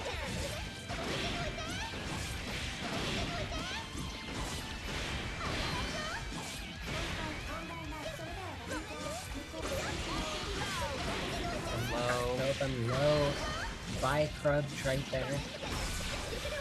Spend all you got right there. Spend the more you have it. Like that crubge hitting, evening up the rounds in this game. In the wallet. Opens it up. Mid-screen, Luminous Slave, going for the easy Luminous Slave. Going for a lot of these, you know, slower time Luminous Slaves. And I like the fact that we're continuing to mix up that timing as crubge was basically like, okay, we can just drop that slave in front of us. It's my time to get in. But no, it was not. Absolutely. Great job of playing those mind games. A little bit so that we can set up that 5D and guarantee that we're not going to have to worry about Celica being in that dead spot. Knockdown, we have here, we can go for a super lockout against crubge. That means that crubge popping the OD and getting the super in there. There's so much recoverable health that Soliloquy mad dumps into crubge right here. None of it matters. That's the highest damage move combo you will be seeing, by the way. I don't know, sometimes you know what, the right hit, you can do a lot of damage. Like, it's actually kind of deceptive. Sometimes the fact that New can actually like sometimes just hit 4K. It's like, oh wow, she does that much damage. Yeah, but once again, we're probably not going to see it. But we'll see. I do like my high The damage. wheel of fate is turning. Rebel 1. Action. Backing up immediately, like we want out. Cross up. Like that, the Chief Chili challenge continues as Soliloquy getting the sniper shot right there, and now with the baby isn't a baby, not a baby. You know, that's just a part of it. And that being said, crubge. That being said, crubge actually finishing his combo, getting a decent knockdown for it. Dragging Soliloquy with the overhead, forcing the very side. Up and mixing up that movement there. You're backing up that entire time, and then because that distance becomes at least expected. But certainly expected the counter-assault attempt from Soliloquy, having baited that out multiple times against Cenaly so far. Today's new phrase is どうだった It means how was it? どうでしたか That's the polite But form. from attempting to bait out It could be used like this. that space made to get out without having to Kyou no kaigi, どうでしたか Get him opened up どうだっ well. た Or And how was now it? this time with the TK, Today's new phrase is どうだった finishing the shot It with the means super. how was it? どうでしたか That's the polite I like the form. way that we're using Luminous Slave, being able to kind of create whatever sort of mix-up we want as the way it times times itself. 今日の会議どうでしたか Block. It is tracking. Crubge pushing back into the corner. Okay, I like that aggressive approach coming in from Crubge as well. Throw counter. This is big as well. He's not going to want to burst this late in when all his damage has already been dealt, but you may want to consider maybe the overdrive or burst later on if you get hit again, because I don't think Celica is going to be longer here. Breaking it here on that JV, and now trying to create that distance yet again as Crubge spent that first but Celica will be putting Crubge into the corner instead. Luminous Slave into the super. Will it connect? Yes, it will. Dealing a amount of damage, even up to life roll as we see Soliloquy go for that TV. Once again, very passionate, but this time Crubge not able to react to that properly, not able to take back that turn. Soliloquy back in control early into the super, lock you down. General snipe with the 6A right there. I like that. Just when so much chaos is happening, sometimes you forget about the very little things. And that's what happened right there when Soliloquy able to sneak in a 4D, get the overhead, close out the round like that. And Soliloquy moves on in the loser's side of the bracket. They will be facing MurtleIsJordan, who, despite their loss to Fazama, has been on a bit of a tear this bracket so far. So, That is true. Taking a 2-1 over Xtremesonicx, taking it 2-1, taking it 2-1 over Xtremesonicx and Tsubasa. Xtremesonicx actually taking it 2-1 over Soliloquy, so that's actually the reason why Soliloquy is in lose. So if we're going to go by that logic, then MurtleIsJordan potentially a better player tonight than Soliloquy. But we'll have to see, right? We'll have to see. Anything can happen. We've seen the upsets already, and it can almost certainly happen going into that next round. Speaking of that next round, we're going to be going over to our other losers quarters match to give Soliloquy just a little bit of a break. It's going to be between Bruisblack and Cenaly, two of some of the hottest players tonight. That is really just both players just really going on a really great run. Let's see if both of them can keep that momentum going despite being on the loser side. Lambda on the side of Cenaly, S on the side of Brew, and normally this should be a pretty good matchup for S, right? But it's going to be hard, right? You know, you have to see, can we get in? That is the big question. If you have access to great normal 6B, it's going to be great. 5C is going to be great. Our fireballs are going to be great if we're able to find space needed. and able to catch with the 2D6B right there. Cenaly Cenaly is just able to keep this offense very clean and concise like they were able to against Towito. This would be in their favor. And tripped open low. Players expect a 4D there, so they leave their toes over. And Cenaly losing up this round. bruisblack knowing better not to try to burst against your opponent who has all the HP in the world. Ooh, yeah, going for that JD. Cenaly though, just outside of that range, finds the overhead hit as well. I also gotta kind of wonder, like, what is, like, how much experience do we have in this match? How much knowledge do we have into this game? Because so far, bruisblack is really struggling playing neutral against Cenaly, playing defense against Cenaly as well. I mean, once we get this offense going, we are looking elite. But once we get outside of that offensive pressure, once we're put it neutral, it's really just showing how uncertain bruisblack is when it comes to tackling this character. The big speed from that range, unfortunately, not going to hit, and Cenaly is going to be able to continue finding these small hits and find this combo. Not enough meter for a super, but can we close it out without needing that mirror? Yes, we will. Cenaly 1-0 over bruisblack. I love that optimization from Cenaly right there. Getting the higher up hit of the TK240 to be able to confirm off of it, where sometimes you're not always able to get it, but Cenaly knowing better, look at like a 4K confirm. Most players will cap out that amount of time.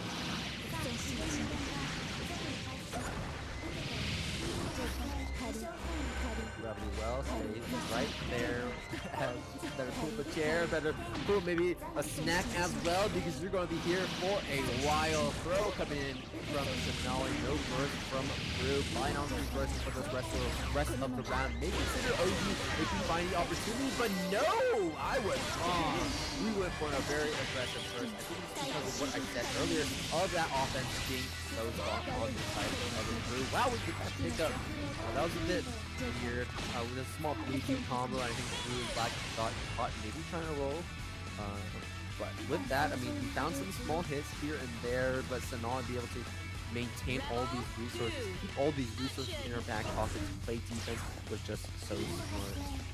You know, being able to spend all the counter stuff, being able to spend at first, and we as well able to maintain control even if we lost those interactions. Finding that big counter hit 5-3 right there as well. And being able to make these situations we're going back into the corner as well.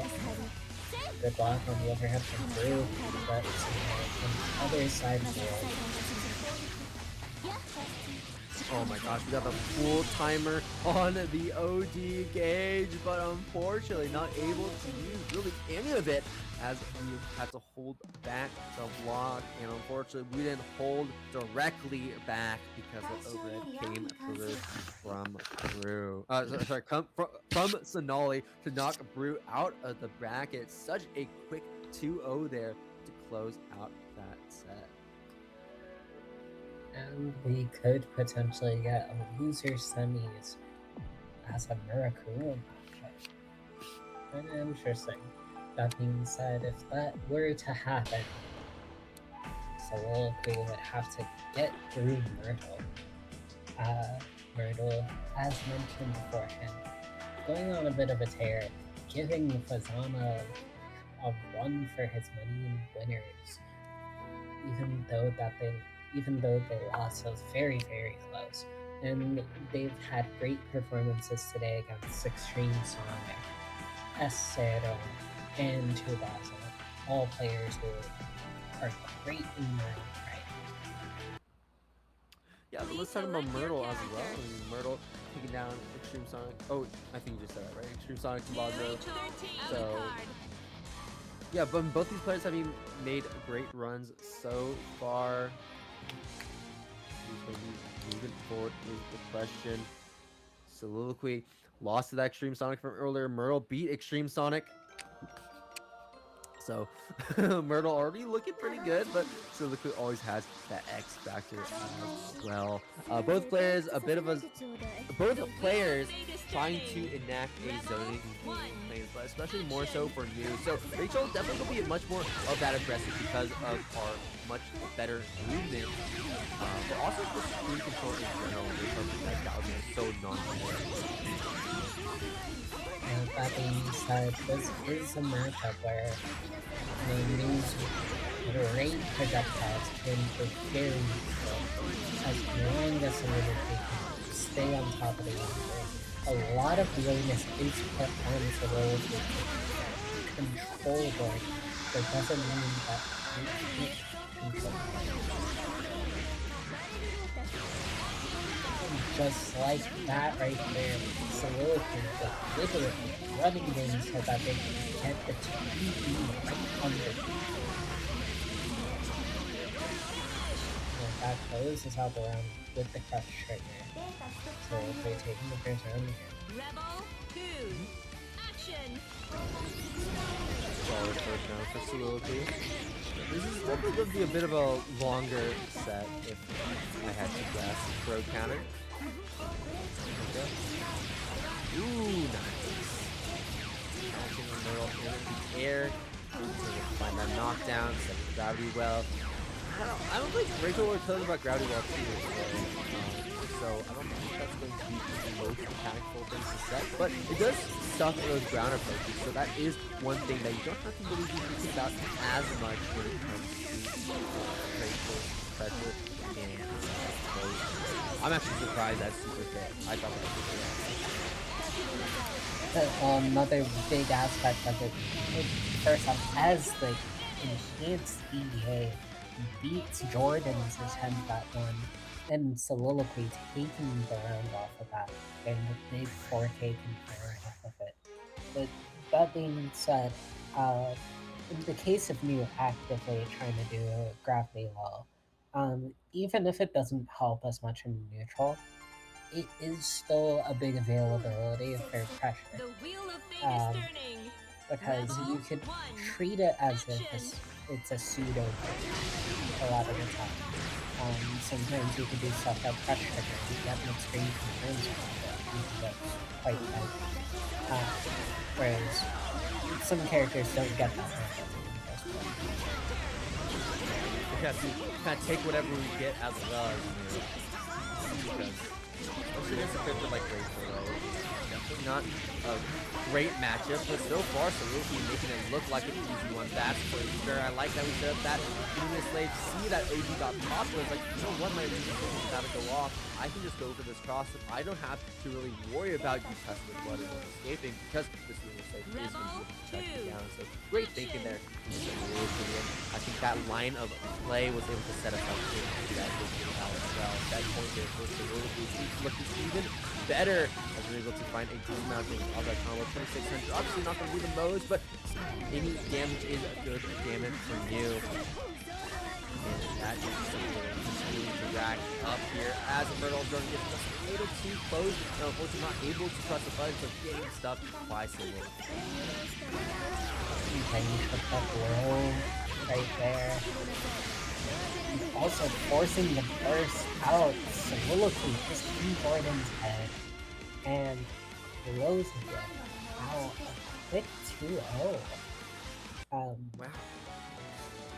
Soliloquy just kind of locked in, really. And like that, our loser semifinals will be a Miracle matchup.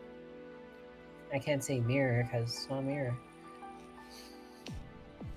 Yeah, the Murakumo matchup is certainly going to be an interesting one. There's going to be a lot of slop on the screen. And by that I mean all of our drive normals and gravity wells and all that jazz. But it's going to be a very fun one to watch, I'm sure. I would guess that Lambda pairs better into New than New does into Lambda. I think that just makes sense. But you know, Soliloquy's also been on a bit of a hot streak, just like all these other players. And I mean, Soliloquy also just one of the most consistent players at Boston Blue as well. Always be able to make, or at least make close to that top 8 with the team. I could comment a little bit on the matchup considering I've been doing a bit of a quote-unquote social experiment with Lambda. So I do have some experience in the matchup.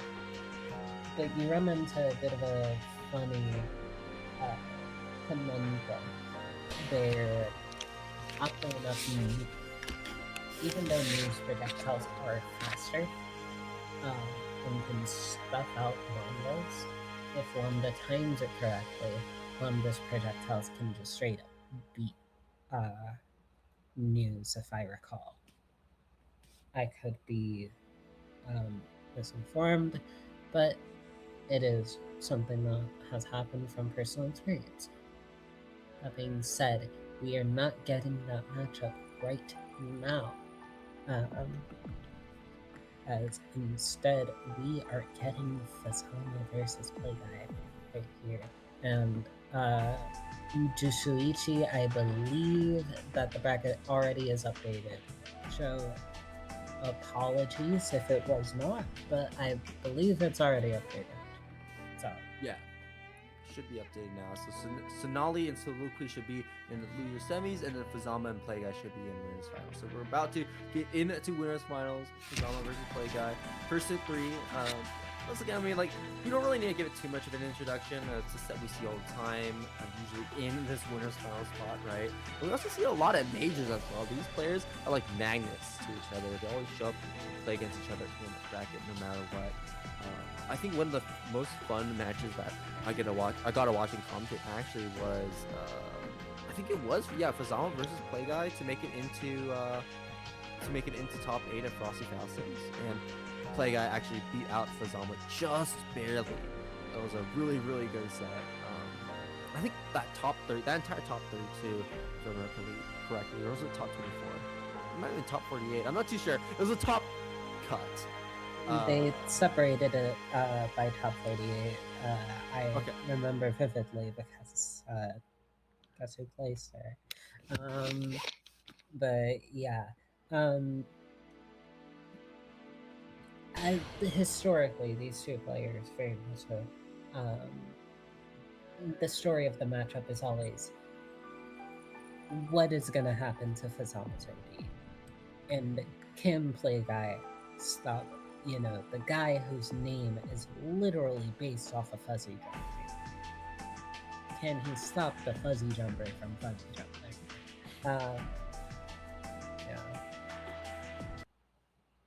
That is the question. Can we stop Playguy? Can we condition Playguy from doing exactly that? Well, one thing's for sure, we're going to be starting off with a much deeper layer than what we would normally see. Otherwise, these players play against each other all the time, not only in the brackets, but outside the brackets as well.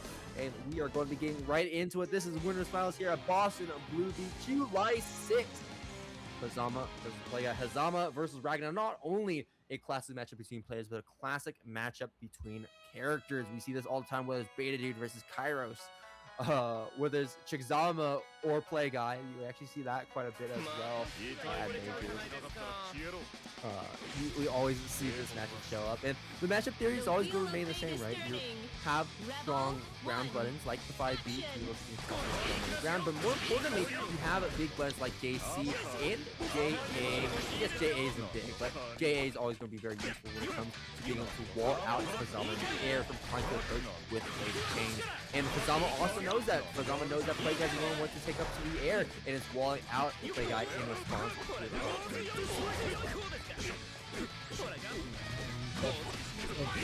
As mentioned before, the story of these sets just tends to be obviously very player-centric. Both of these characters have just been so well with each other. But the large bit of it tends to be, can Playguy handle Fazama's skills?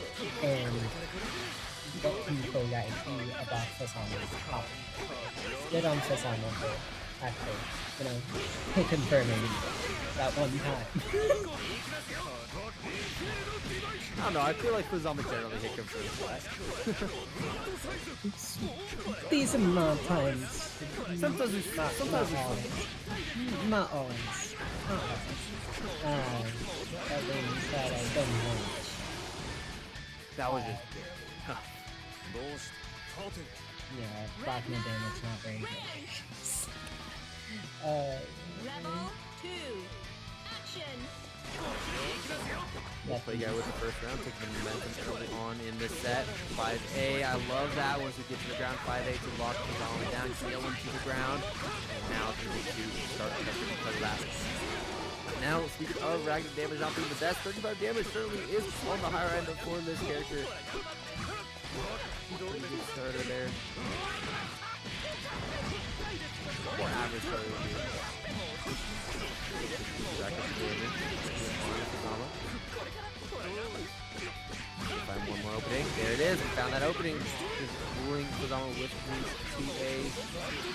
But Cenaly's looking like a little bit much. And Play Guy knows that as well. Not going to be playing unit on Super, and instead plays safe and turns to mash that 5A on Fuzama despite that OD being activated, continuing to keep that pressure going despite it all.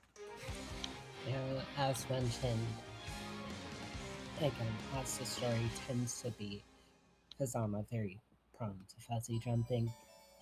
Play Guy this time around very much seems to The wheel of fate is have turning. hunkered down on Fuzama styling very, very quickly this time around.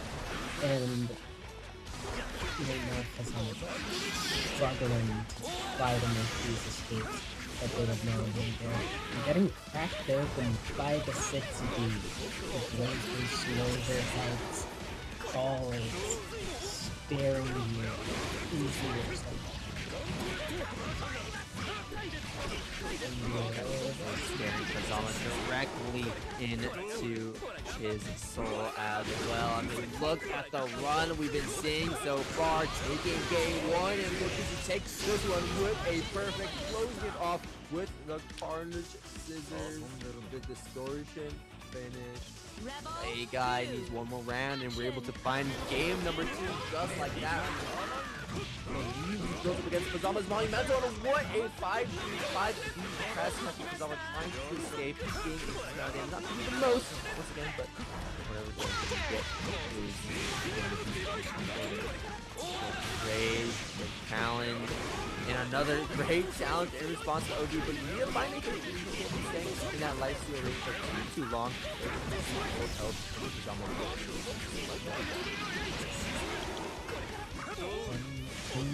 4K right there. Brought back into corner right here. Well, okay, right, not in that position. You can't TPRC there. Confirm off the JOs. You're not gonna get too much damage unless you're freaking single hit confirm the JO. Like, I not want to luck against a Fuzama with that OD activated, and not want that luck against those invincible attention. Fuzama using the only ability we have outside of that OD to create that distance between him and Play Guy, but now we are back into Fuzama's space. Great air throw.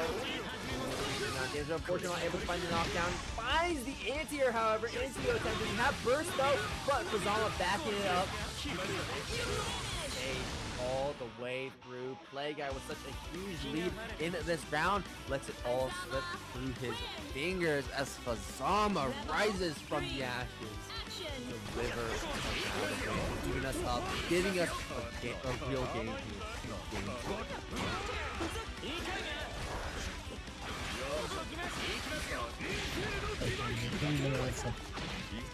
Brock was honestly egregious JO. Playing the board here, bringing them down to corner. Great guard by Play Guy right there. Not even an attempt to try to barrier or also try to catch her here, and and tripped up, likely for trying to jump out.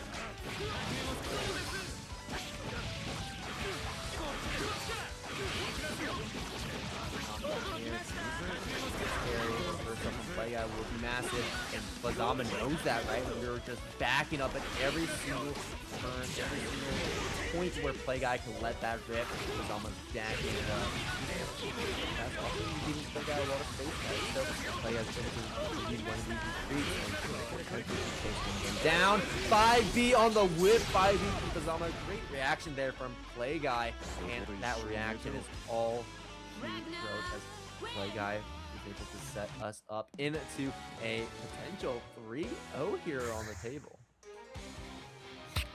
Yeah, this being the winner final set, it goes first to 3. That being said, we still have seen several cases of both Bazama and Playguy reverse 3-0, and a lot of the times do not kill Bazama. Right now, that being said, if Celica can keep this momentum, it might not be a chance for Bazama. But so far, Bazama not allowing him to stay in that momentum-based situation. What's that trade?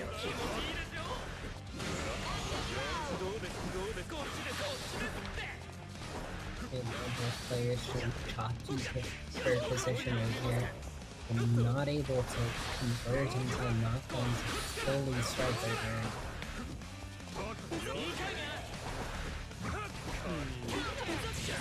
Oh, what a counter hit there from Bazama. 2B will be all they need, unless I curse it. Unless. Oh no.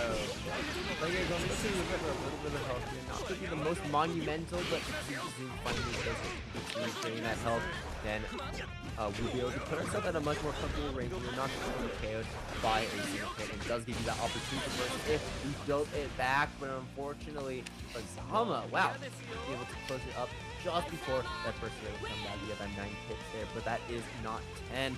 Play guy. Losing what is it? I think probably the first round. It's not a second. So hasn't lost too much, but still on the back foot.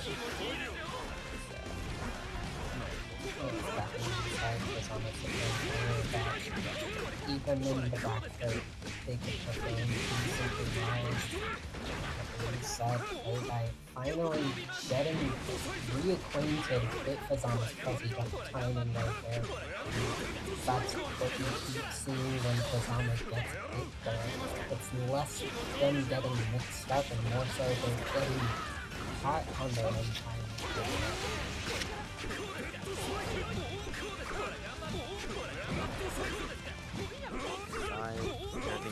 Block. Patience from Bazama will pay off. Jump back chain. Catching play guy. One chain left. Pop it. And you just be charging just enough chains to take this combo the whole way through, all the way up to the sky. Attempted to go for the perfect throw as well. But play guy saying no to that. And being a super group of dead spike, able to close out the game right there. That's something I admittedly like to see from a lot more Fenway players.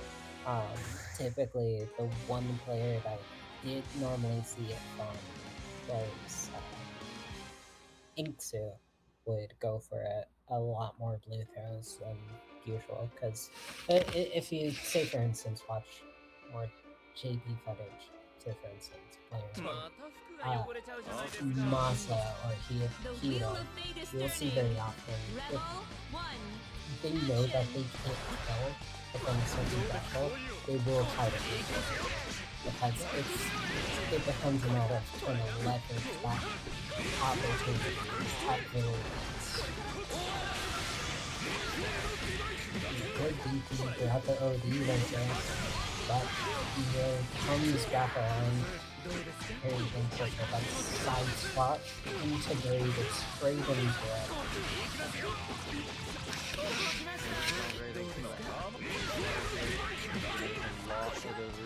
Back after that combo. Ooh, but there's a fantastic back throw from the play guy.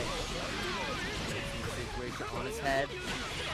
Trying to let that safety rip on top of his own head as well, but we will be wearing that helmet. Catching that, taking that move, blocking overhead. Close, not able to take it with this combo just yet. One more combo is all we need. One more hit is what we need. That we can confirm. Over there for Tenjin as well. We choose to go for it. Counter assault.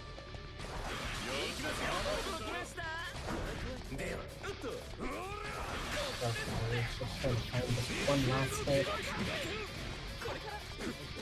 Very nice, able to confirm into gauntlet, finish the combo there.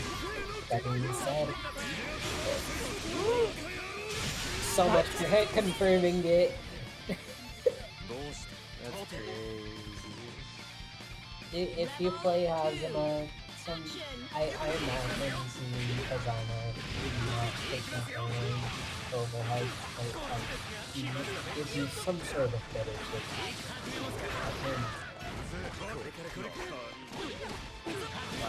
5B, of course. When am I going to stop pressing that 5B? Is the question. Overhead is blocked. All these overheads are big.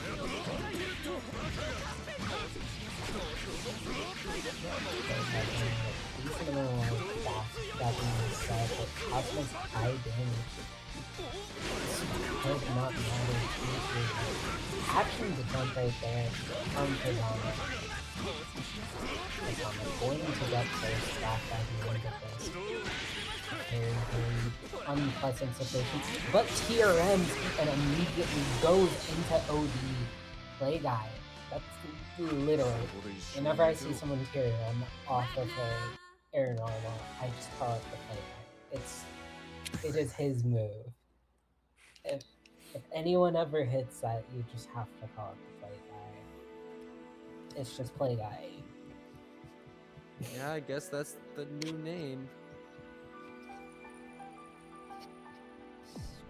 So yeah, I guess yeah, no, play guy with the play guy, like you said, is gonna be advancing to winners side grand finals to take potentially another boss and blue beat tonight. So great run so far, especially against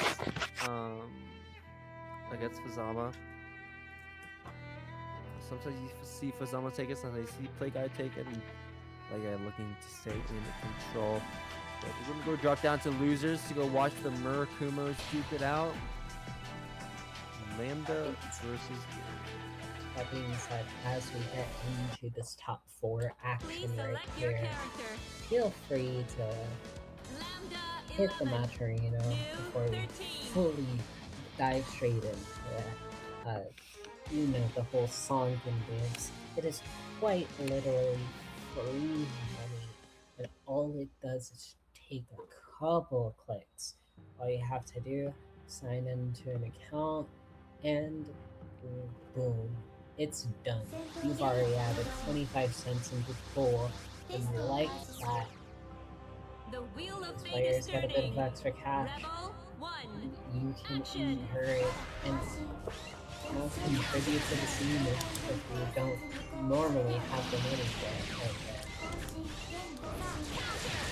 Yeah, both players are going to really want it because both these Murakumos are playing out of their minds. Cenaly with Lambda being that much more aggressive Murakumo unit, the one that's going to done a little bit less here than Silver will be new. At the same time, even though that their tools are similar, they still are different here. New having a longer reach with bigger dead zones is going to be important, so if Cenaly can try to use that movement to get into a dead zone, that's going to be important. But at the same time, you also have to be careful too because you have dead zones of yourself. But it's just kind of weird game that you have to play. Am I close enough or am I too far away? Overhead going to be landing on Soliloquy. We have 100 meter. We can spend it on a super to try and get as much damage as we can here against Soliloquy. And that's going to be a burst at the tail end of that super in response to Soliloquy. We don't have the leader for the kill just yet. Lunar Slave going to try to block down Cenaly for just a little bit longer so that we can close that distance with our dash. But unfortunately for Soliloquy, Cenaly was so willing to pass.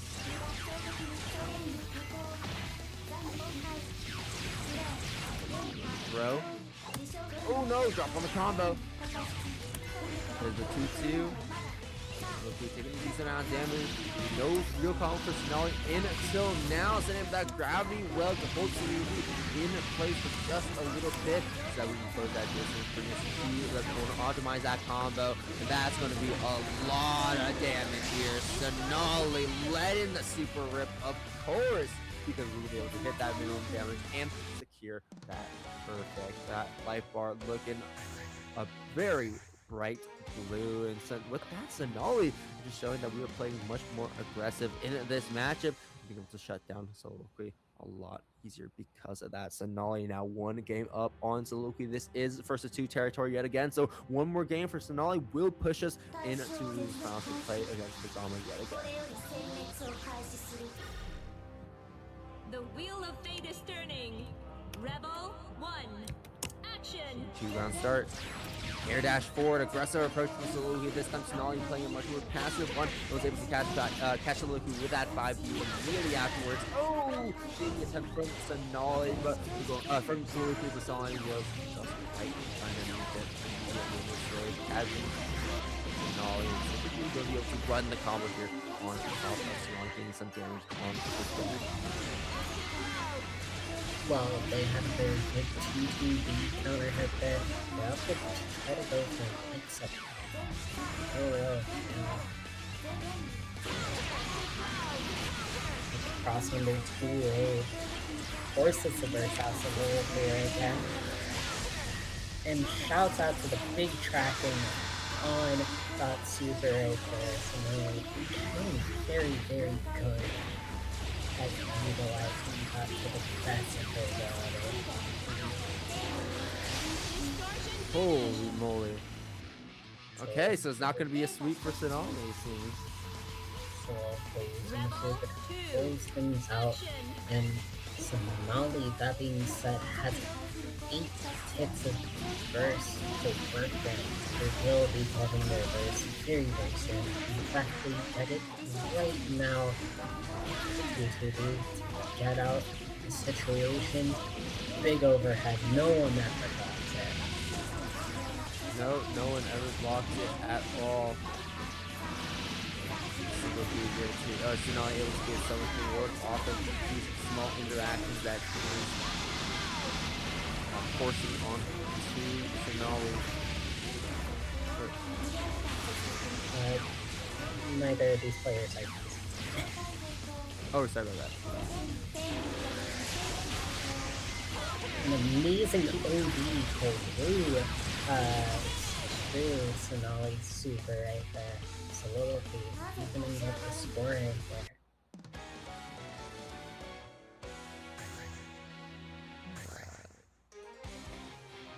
1-1. Yeah, right, like you said, evening up the score there, giving us a real set on our hands here, giving us a fight, setting up losers finals. And I know Fasama watching this one intently, seeing who are we going to play up against. Fasama's already beating Cenaly on the winner side of the bracket, but I think has yet to play against Soliloquy. So that is one of those players that Fasama is looking forward to playing if we get to that point. And Soliloquy will be starting us off strong as we go for that immediate reward.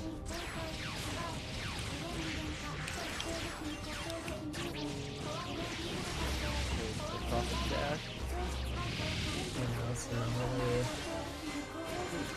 Not seeming to find what they were able to find in that first game. So Soliloquy has opted to take charge, constantly going for that overhead into the lower zone. Sit down and oh no, it went, but no punish from Soliloquy. No guaranteed punish at the very least. Did find some damage on top of Cenaly, but it wasn't enough to find the kill, and Soliloquy does not have that burst any longer. Cenaly's probably going to be trying to play around that counter assault and trying to play outside of that range, but because we played outside of the range of counter assault, that let Soliloquy just pop his super like that. Didn't even make Cenaly block, he just took it, and Soliloquy now on set point. 1 round to go. Trying to dash up, but a great back dash from Cenaly is going to be outspacing that normal from Soliloquy. Let us go into the hunt. On the throw, but again, most players expect him to be very there. Let's keep them on safer option and start a mix up there. And like that, Cenaly just kind of steamrolling this entire round here. Perfect. In fact, both players are a round away from taking the set here. Following the first hit, but Celica able to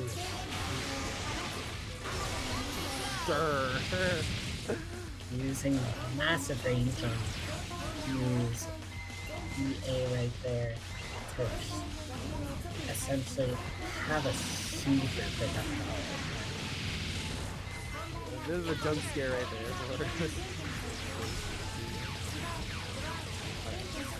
Got Soliloquy up in the attack right there. A bit of extra, less scale damage. Treat it like it's a regular.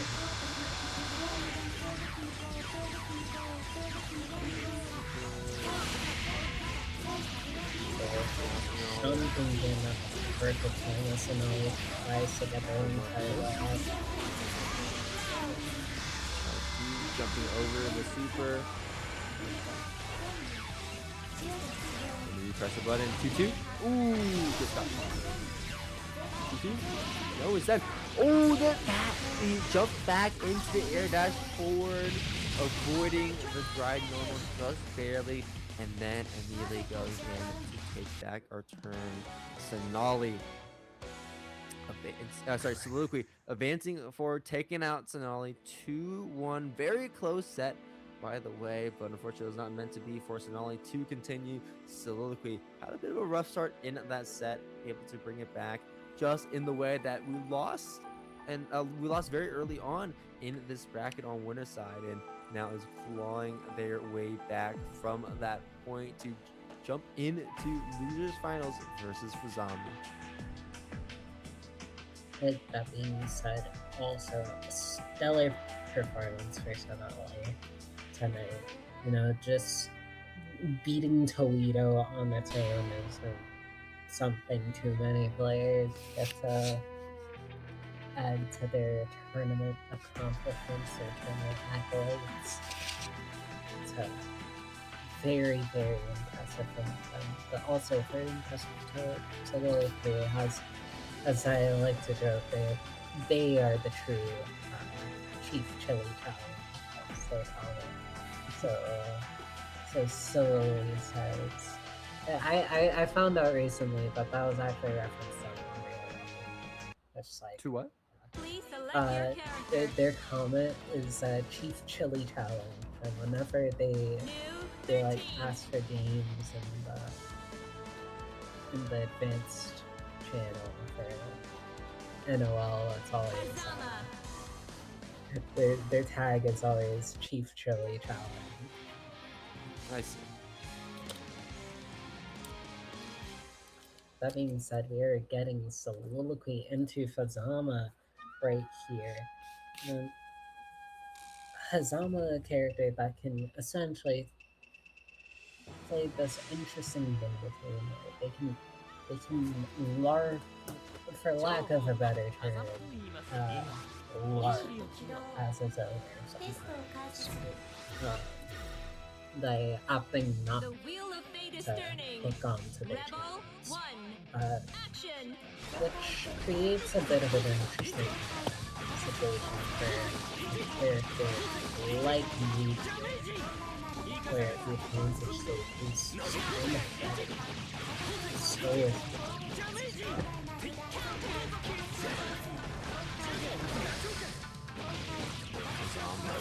keeping a very tight advantage state here, starting us off, threatening a perfect. And as I say that, we always get clipped somehow. Oh well, no, it looks like we'll be the one to get clipped instead. Twice in fact, one by the chain and another by that overhead. Or see that to keep that pressure going if we needed to. Great stuff. Just like so.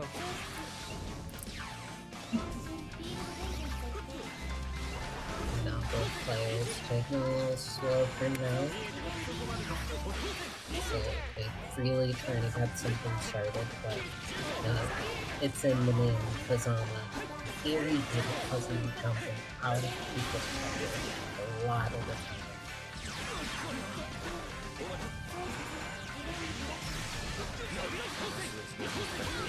Kind of set up the moment you give Kazama a bit of that space, we're popping that chain, and we are on our way out of that corner, and so we're always going to have to add back against the wall instead. Hotenjin to maximize the damage off that combo. Unfortunately, not enough to find the kill in the burst from Kazama, going to keep it by all means. Once again, I'm surprised that he actually hit like that. It's a little bit bigger, and I thought we were close enough to make it with, but it was not. Soliloquy able to try like starting to make this comeback, and it certainly is possible here. But as I say that, Kazama finds the backward hitbox of that air normal cross. Kazama taking the first game of the set could be a sign of controlling the momentum of the set.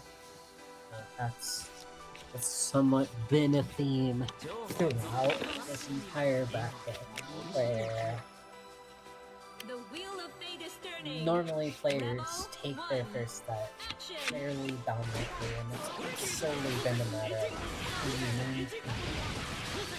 Some players not able to hold on for one reason or another, but for Sana, a player who's been here so many times, if there's anyone who can maintain that kind of momentum, it is Kazama. He's kind of shown that.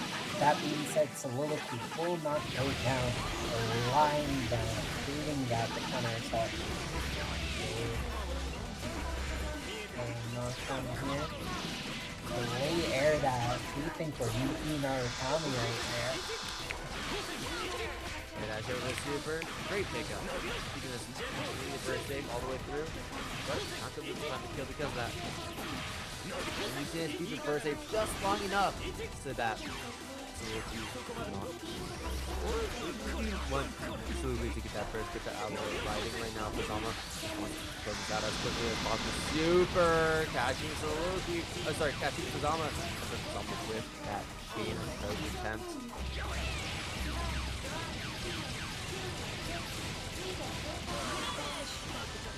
Like that's a little too they're able to close out this round here.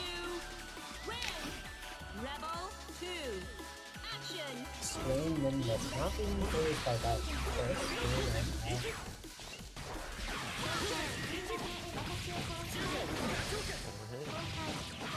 Not gonna be the best. 29.99, just so close to 3,000. But nope, the game doesn't want us to get to that point. It's very cool. This time we will though get also pretty close to 3,000. Hotenjin. If we get double super, this guarantees the win, but unfortunately not able to find enough damage. And pops it midway through. Kazama now needs to claw Soliloquy back into her hands here.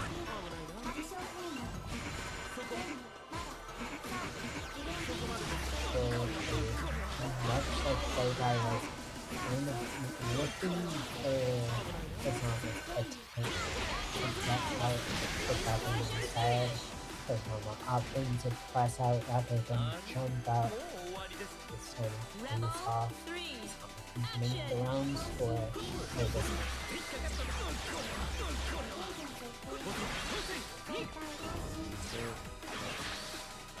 Block it. That.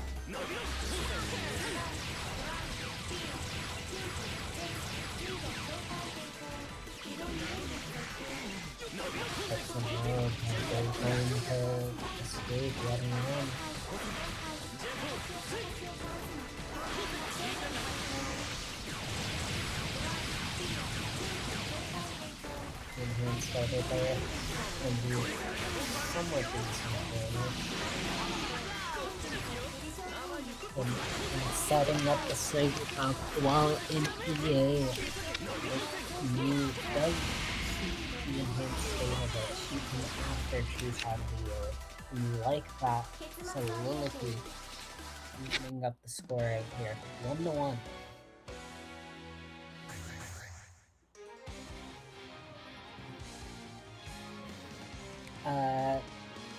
Yeah.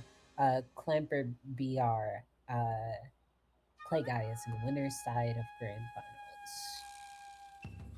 Yeah, I wish. I hope that Play Guy is in the losers.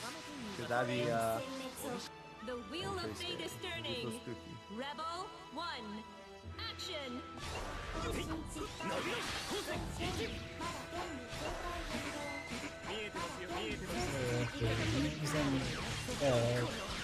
the TK right there to try to at least make Susannoo block as they try to go for it. It's difficult because you don't escape right there.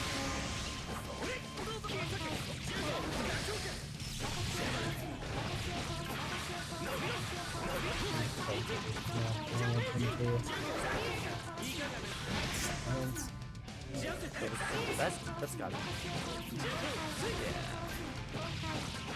Not able to have enough great double super. That being said, we still get 4K close out the round right there. Rebel Susannoo. 2. Action. So taking the lead here. That being said, these games, these rounds have to fight close more often than not. Yeah, for sure. I think we're gonna get another close one here. We might see a game 3 into game 4.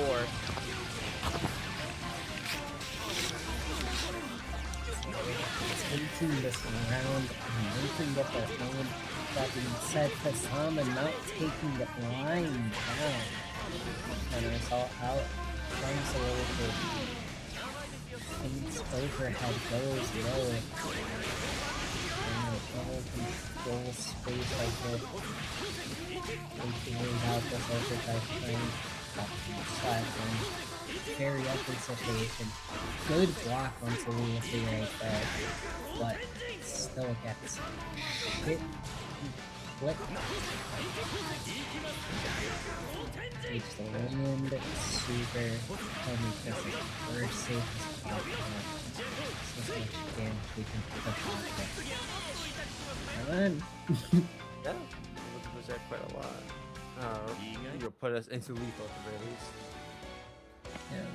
And Susannoo making the score 2-1 here.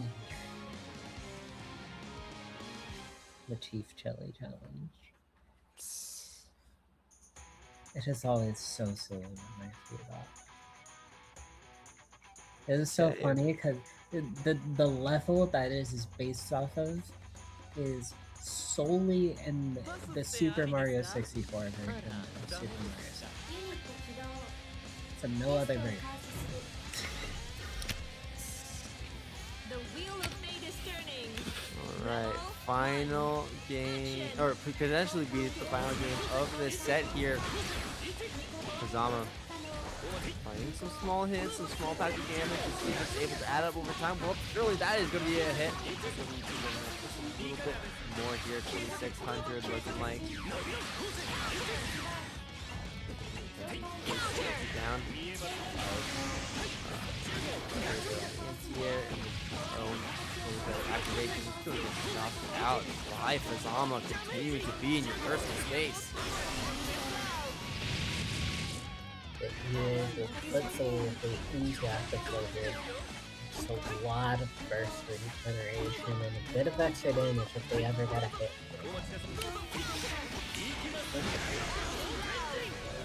Possibly an going for a counter attack, or it's just happy to burst. Side switch and leading to a crop trigger right there. That's very unfortunate for Soliloquy. It might lead to maybe a massive loss of momentum. not exactly what you want when you are running around the game being sent out of this bracket. Great juggle there from Susannoo. Quite a while and so many counters back to back. Soliloquy so willing to press, but Drama blowing up to Soliloquy for back. That wanna play defense? Not today, as Fazama is sending Soliloquy out of the losers bracket and out of the tournament for tonight. Fazama moving forward with a pretty nice 3-1. To now go play against Play Guy once again. 利用するには面白そうです。 Now we got a run back of our winners finals set there. Congratulations to Soliloquy before we fully move on.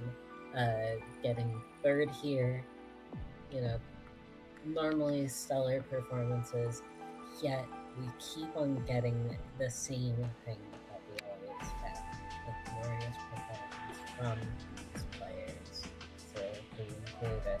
That being said, the two strongest players coming into this, we have Play Guy sitting in winner's side of grand finals, beating Fazama last time they ran into each other in a winners finals 3-1, which is decently convincing. Obviously, there are signs of life there from Fazama, but Play Guy's fairly dominant. The story of that match is very much like Fazama constantly trying to escape, but Play Guy being so ahead of it that Fazama couldn't even start jumping because Play Guy was catching their jumps. You know, in this game we do have some, you can't block as you begin the Lambda animation. So being ahead of that is very, very, very important, especially against a player, Fazama. Fuzzy jump is the basis of their whole identity right there. Yeah, absolutely.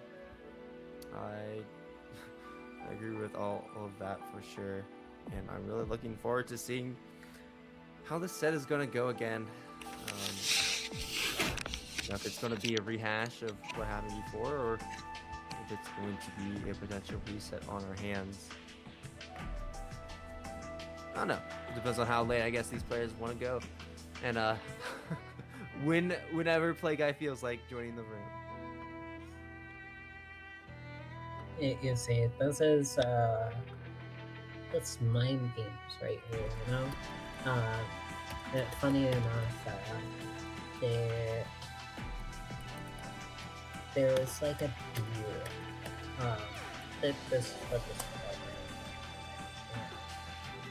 Play Guy definitely is not intending to do this. There's a duel. I forget the name of the other person, but Minamoto Musashi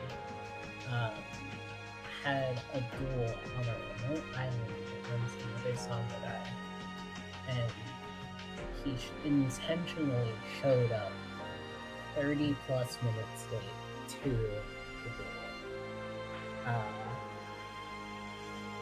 So I always thought it would be funny if someone just showed up like 30 minutes late to like the first second just to troll someone. Yeah, I'm not too sure how well that would go down for the person who's on time. Please But select also, your character. Fuzz, I imagined as much, Fazama. but yeah, it's just too funny of a bit, especially considering. I would say just a straight up. I would argue that's like your superpower. You are very good at getting out of pressure and very good at fuzzy jumping your way out of being hit. So it's a very funny coincidental name right there that Fazama has. Yeah, definitely really funny how it all lined up like that, right? Yeah.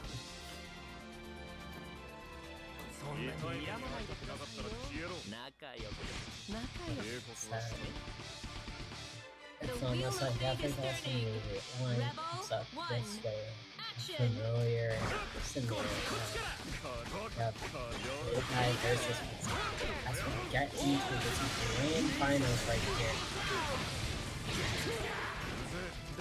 Yeah, and nearly just going to go into active mode nearly at around start there. 10 seconds in, and Fazama already popping this one. Unfortunately, not going to make the best use of it.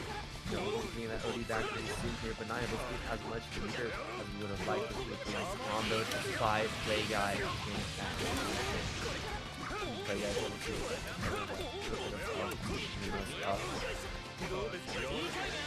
hit. Pressure here from the long for just a little bit. It's going to be another. Okay, 2A, 5A does live, and Play Guy starts to jump out of the corner, but he's almost going to chase Play Guy out into your attention, into the double sweeper. And have been able to be very useful here.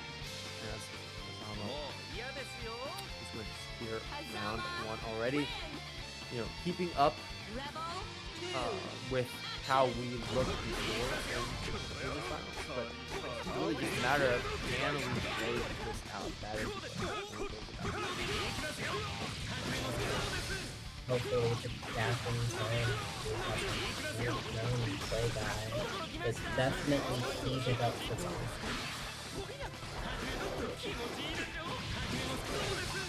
Great right there. Decent motion with decent motion with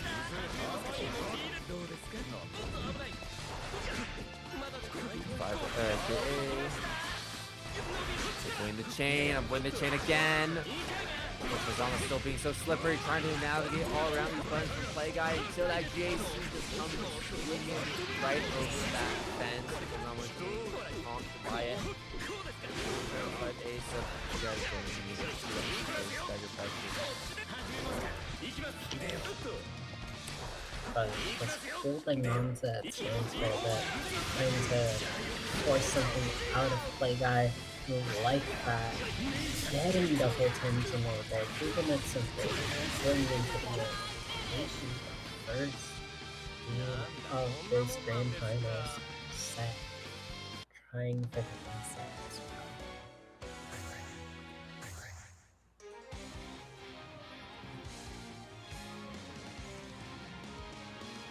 Yeah, look at the matches that both these players have played. 38,000 from Fazama, 18,000 from Play Guy. Absolutely absurd numbers.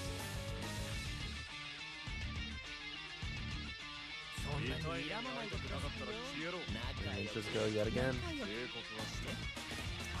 into it. Fazama will put the game on the table. Rebel 1, action!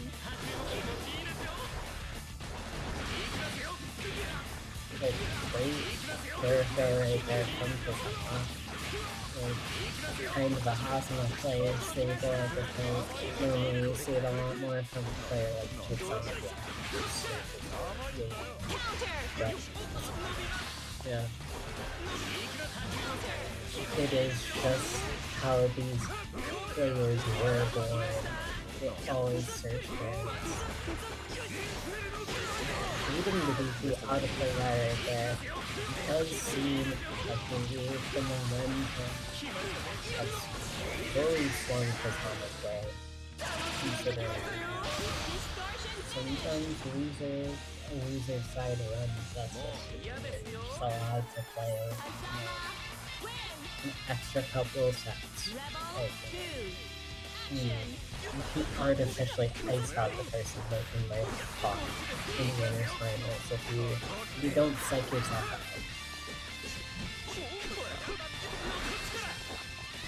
Okay, so this side as Play Guy jumps over, stands, chicken blocks the overhead. Both players talking for position, but Sonic gets the hit right there, stands overhead. With 1 mana damage, opts for the war this time. It's yet again Ragna finally making some mistakes, getting catching that jump timing that Susannoo really likes to go for right there. Those are all the little hits that you're seeing. Those aren't counter hits, those aren't Susannoo not blocking, as Susannoo trying to escape right there. Each and every time they get hit by those little guys. Alright, that's your ring, maximizing the damage, not for long.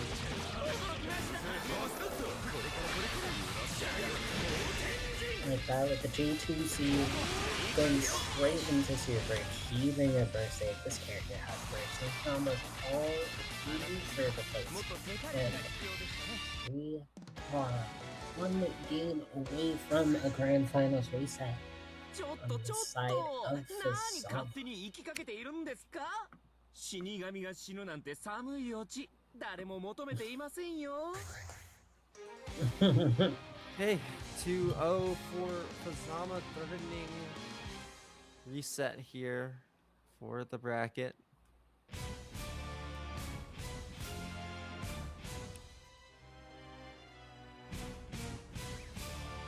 We're just playing the intro again.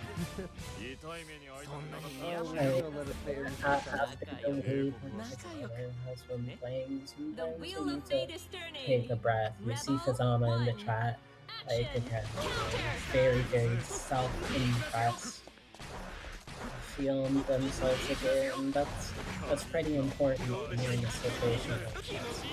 You need to think that you are the best player in the world. Sometimes it's very the best. That being said, going to be right here. And trying to cut this right here. Attacking back in after the stand overhead. Susannoo has brought him back down right here. Right here in the screen. Susanoo's trying to back up and play, guys. What was really right when Susannoo tried to launch that chain, and as Susannoo tries to launch that stop play that was blocking to the button, unfortunately was not so. No matter what we could have done, and it's completely irrelevant. Fighting a little bit. Good job with clearing up, forcing the burst out of play guy right there. That play guy can escape this round right here. That being said, they try to push it with the 3C after the Mertleized lower goal. Straight into the clearing grab. And that should clear things up right now. One round away from resetting the target. 2. Action.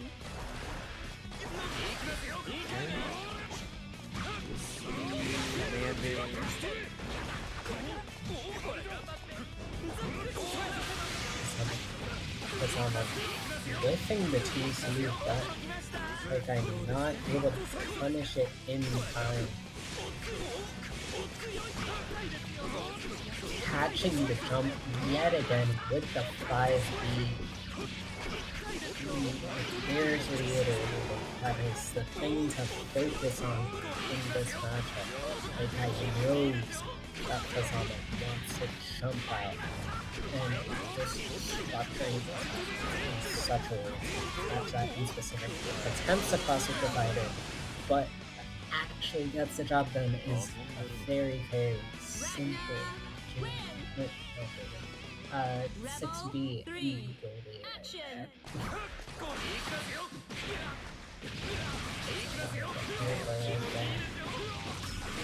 Bring this combo very simple by Susannoo standards here. Down.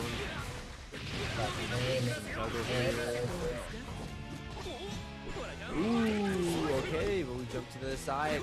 Like I nearly get that there with that 2A or 2B, my bad. 2D dead spike.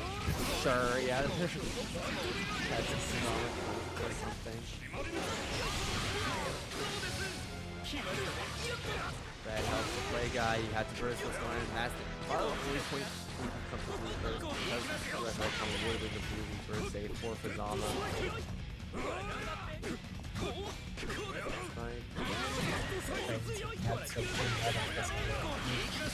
Every time they start pressure, it Fazama just layering their defense in such a way where play guy is sometimes overextended.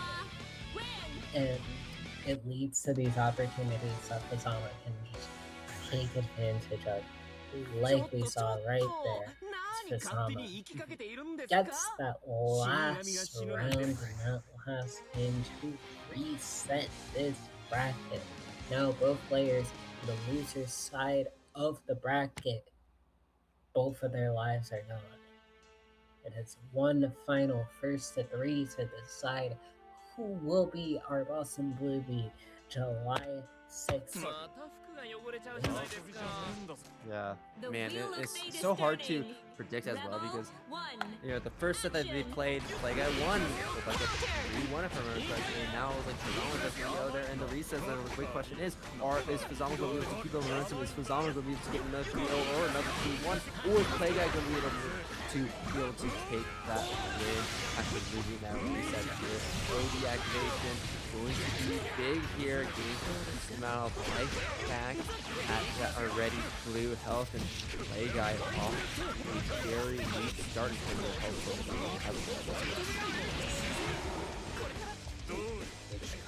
Simple right there. Darcy off the health string right there.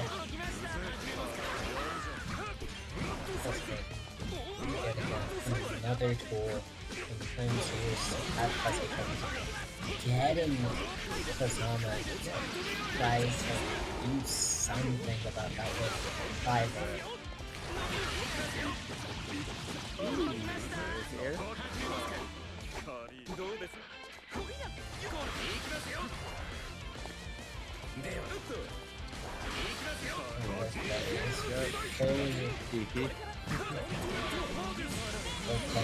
Fully in control of themselves at this point.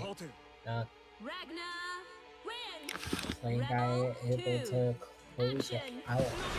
Looking a lot more like healthy there. Inside the bracket, after Susannoo is still coming off of there, being play guy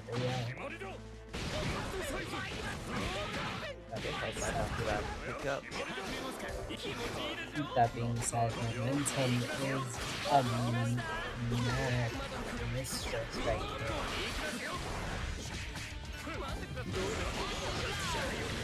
Ooh, attention and those will be combo out as well. So it's going to be pretty favorable to Fazama.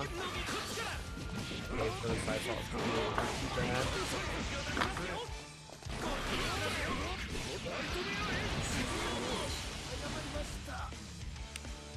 Like that play by closes out the first game of this grand finals reset right here, and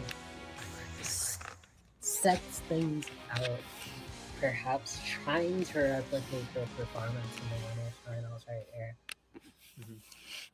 But Fazama, considering the reset happened in the first place, is not gonna lay down and let this happen. They want is going to push as much as they do. And if you want to continue to support these players, just like Fazama did with that awesome raid of 33 right there. We have Maturino right there. You want to see the winner of this set go get through. Feel free. It takes 2 seconds.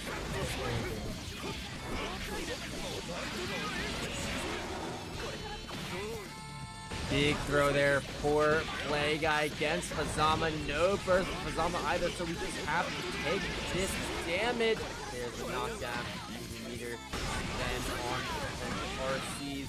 On the side of Fazama, but absolutely not the first one here. Play guy popping the super to close it out, and now continuing to spread more Fazama with such a powerful 3-0 there in the reset is looking nearly as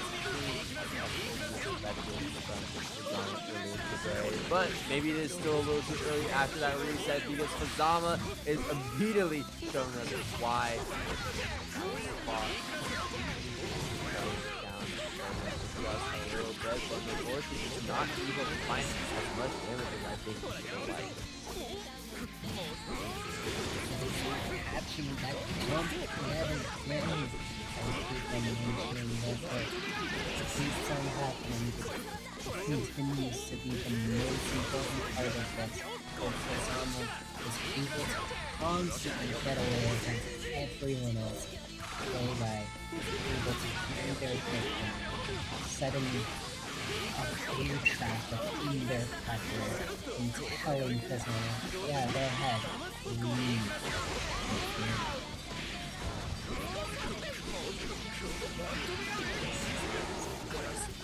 Just barely, not enough, and you know what? That's such a fitting way for Play Guy to take it around, right? Pick him up, go for the throw, and the throw doing just enough damage. 2-0 for Play Guy. 3-0 is a potential possibility, a potential outcome here for this set. As Play Guy is looking as dominant as ever. We call those first 3 rounds a reset. We call those first 3 rounds an extension of how long you want to play against Fazama. But after a certain point, Play Guy says, like, you know what? Let's go get some sleep. Wheel of Fate is turning. Rebel 1 could potentially be the last game of this set, and it is action here. Really going up in the air with a hair to hair. JA, we've seen that a lot so far, and it's just such a powerful way to walk out. I guess more safe way.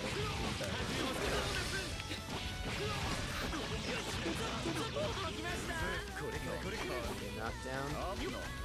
Some 5Bs on block. Not really going to respond with anything too much until now here. Alright. Seth needs to work. Ooh! What's that? Ball playing some work there. The low follow-up there, being able to go through a lot of stuff right there. How's his body properly.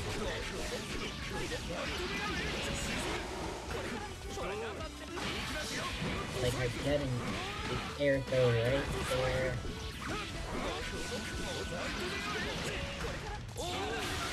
Might have it here. Yeah, we just walked into the 2-8, but the anti-air from the Fazama reaction to the hell side attempt. Play Guy. Oh. Hello, we are back. You can tell that we have a new production manager based off the room. So this is gonna be the new room. This is gonna be the new stream. And we're gonna figure out who the what the score ended up being there. No, it is not between Wario and Orgard. I can tell you that much.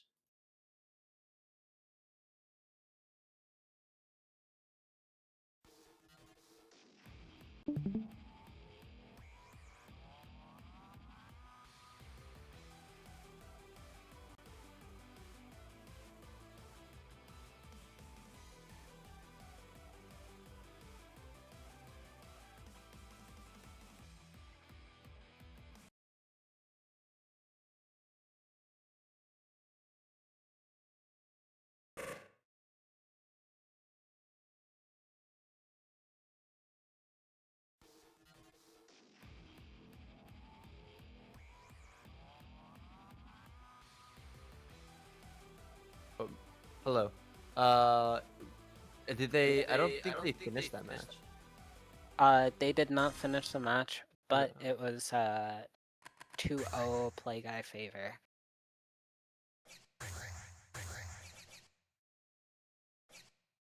The funniest possible thing would be just like leaving the I am thing there.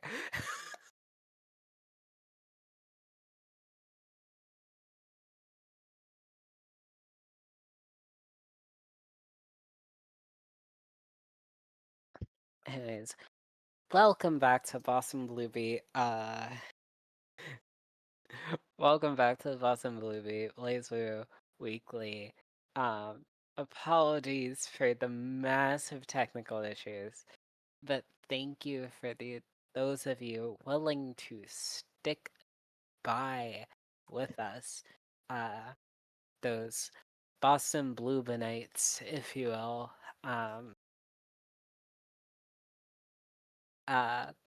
Just generally, just thank you. It could not be foreseen that production would end up having a blackout in their entire neighborhood, and we just had to have impromptu production changes. Well, it happens. It happens. But we are back, and hopefully we can finish this up pretty soon here. As yeah, we are pretty close to finishing it off. Play guy with a 2-0 so far. So just needs to win one more game. We are post reset, so that does mean that Fazama, if we lose this one, it is over. If Play Guy loses this one, it is over. Please select your character. All right, we're in it. These players replaying the Ragna set the that they had already. We did not get to see the finish of it, so if Play Guy won, he can technically win the bracket twice if he so desires. Right. Okay. Hazama. Okay, it looks like both the players are going to be locking in now. Okay, no, it's 2-1. Yeah. So Fazama did end up winning that last one, so they did finish it. So not 2-0, not a clean 2-0 for Play Guy. It is 2-1. So we have a set on our hands. 2 more games that Fazama needs to win. Take this set and move forward, going straight to Aventus, the boss stage. I'm going to go think about our music for just a little bit. Probably going to lock into auto here as we close up Boston Blue Beat for tonight. Random. Let's hope he picks a good one. Yeah, any other weekly would have just called it there. But Boston Blue Beat, we've got your back, and we finish what we start here. I can't. Wait, okay. I'm assuming they're mostly doing this just so Okay, I was about to say, I'm like, no way we're starting out like this. No, it is primarily to make sure the round count is where it once was. Gotcha. These are both honorable and faithful players here. Okay, getting straight back into it here. And ready, we're just going to be tussling around here in the mid screen.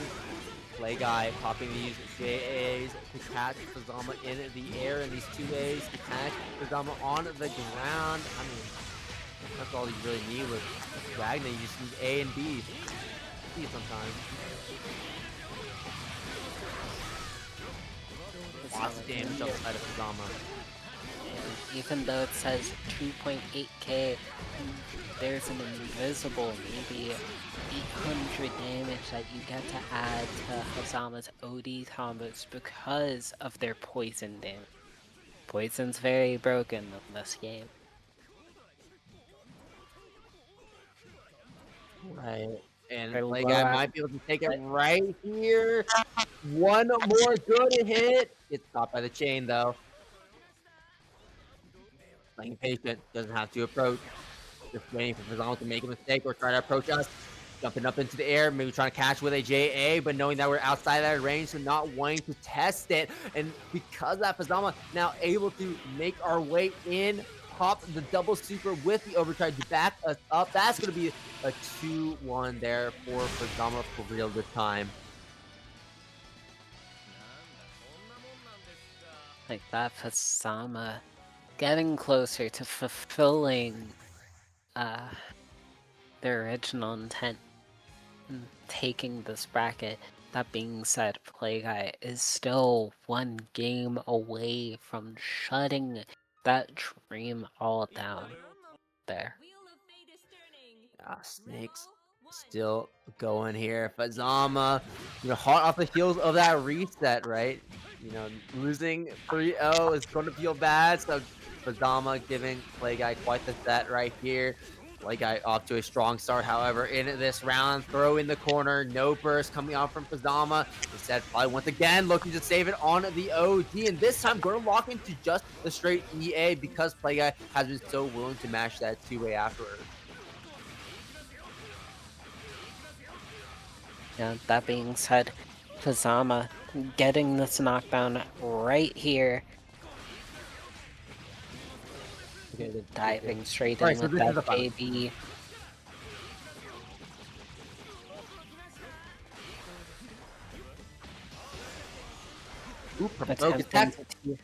Attempting to TRM off the airstring, taking the page out of Play Guy, but you can't do it to the guy who is practically the master of doing it at this point. Yeah, for sure. Fazama playing very slippery right now, backing it all the way up. We don't want to risk getting hit one more time here. OG! And the 5B goes through. Fazama not locking into an EA this time around. Yeah, not the best situation for Fazama going into this next round without a burst. That being said, Fazama tends to be quite good about managing their means of getting bursts back. Considering how little damage they took, they probably will be getting it at this point, especially with nearly 7 ticks. That being said, Play Guy doing loads of damage, getting the side swap right there. Take really notes. Just one good hit, one good starter is all we need as Play Guy. Fazama has that burst going to be available pretty soon here, but Play Guy finds the hit. We just pop that OD, and then we lock Fazama out of that burst entirely. But now we don't have enough meter for a super, so we're going to be needing a little bit more juice in our tank in order to take a KO. We want this match to probably go on a little bit longer here, and Play Guy once again just halting that momentum, doing what he does best, bring it to his pace, and trying to slow Fazama down, but Fazama is not going to be slowing down by any means here as long as we have the resources to keep going as fast as possible. Here we have 50 here, we have both chains available as well, going to the other side, once again, avoiding the 6A. Right now, yet again, both players trying to jockey for position, but there's this air of desperation in both of their movements right here. As time runs out, both players use up their burst, and Fazama able to sneak in a super right there. Both players, no burst to talk about. That being said, they both inevitably get it by the end of the round. Final game, final round, one more is all we need. Fantastic air conversion coming in from Play Guy in the chase down, into the back throw, tossing Fazama into the corner. Going to be able to find this knockdown right here. What this Ultra Crusher is going to look like. Want to keep it simple here. Some overhead attempts coming in from Play Guy with the 2D. Fazama trying to jump out, but getting caught, getting jailed, getting hit into the corner. Fazama, though, finally able to get out after that pressure has ended from Play Guy. Great IB from Fazama there to get the punish on Hellsfang right there. It's a jab punish, it's not going to be massive, but it is a punish nonetheless. Here midstream, playing it slow, poking and prodding at Play Guy with these chains, waiting for our opportunity to get in, and we found it by finding that chain hit, immediately hit confirming that, and look at the combo that we're able to get off of that. OD activation to juice up the rest of this combo. Do we have it? Is this EA going to be enough? Yes, it will. Fazama with a 3-2. Things were looking dicey, but we found the reverse 3-0 after the 3-0 on the reset to take it over Play Guy and win Boston Blue Beat Online for tonight. An amazing performance from Fazama here. Just from the brink right there, able to finish the reset and able to finish the job after the reset. Wait, hold on. Fazama in the chat saying 2-2 now. I suppose chat had it wrong. Yeah, we were just 2-2. Okay, my okay, God. it's 2-2. Chat lied to us. Chat, you are liars. Bro. Yeah, no, chat, y'all did us wrong. Chat, y'all nasty to us. Oh, God. Man, I'm getting all hyped now. My energy's all gone. Normally I'm like very nice about chat, but like. All right, well, if this is 2-2, let's get in it. Let's keep this going. No, screw it. Let's keep it rolling.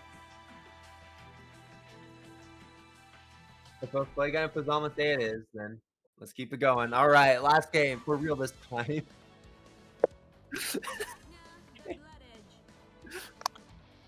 Man, Okay. what a sub tournament.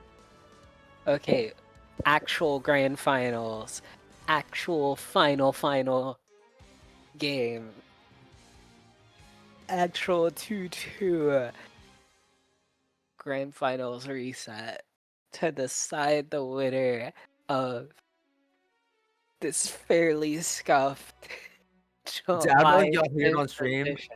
but I'm also being subjected to Thun's playlist right now. It's not bad, by the way. We've had it on this entire set.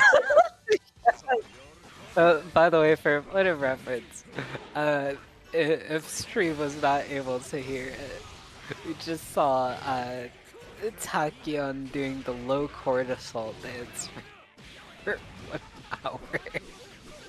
I have no idea what any of those words mean, but what I do know is the fact that Play Guy is putting Fazama straight to the corner, getting him with the belt right now. Holy moly, this pressure is continuing to go. Fazama finding that tech though, creating that distance, but unfortunately finding her way back into the corner somehow.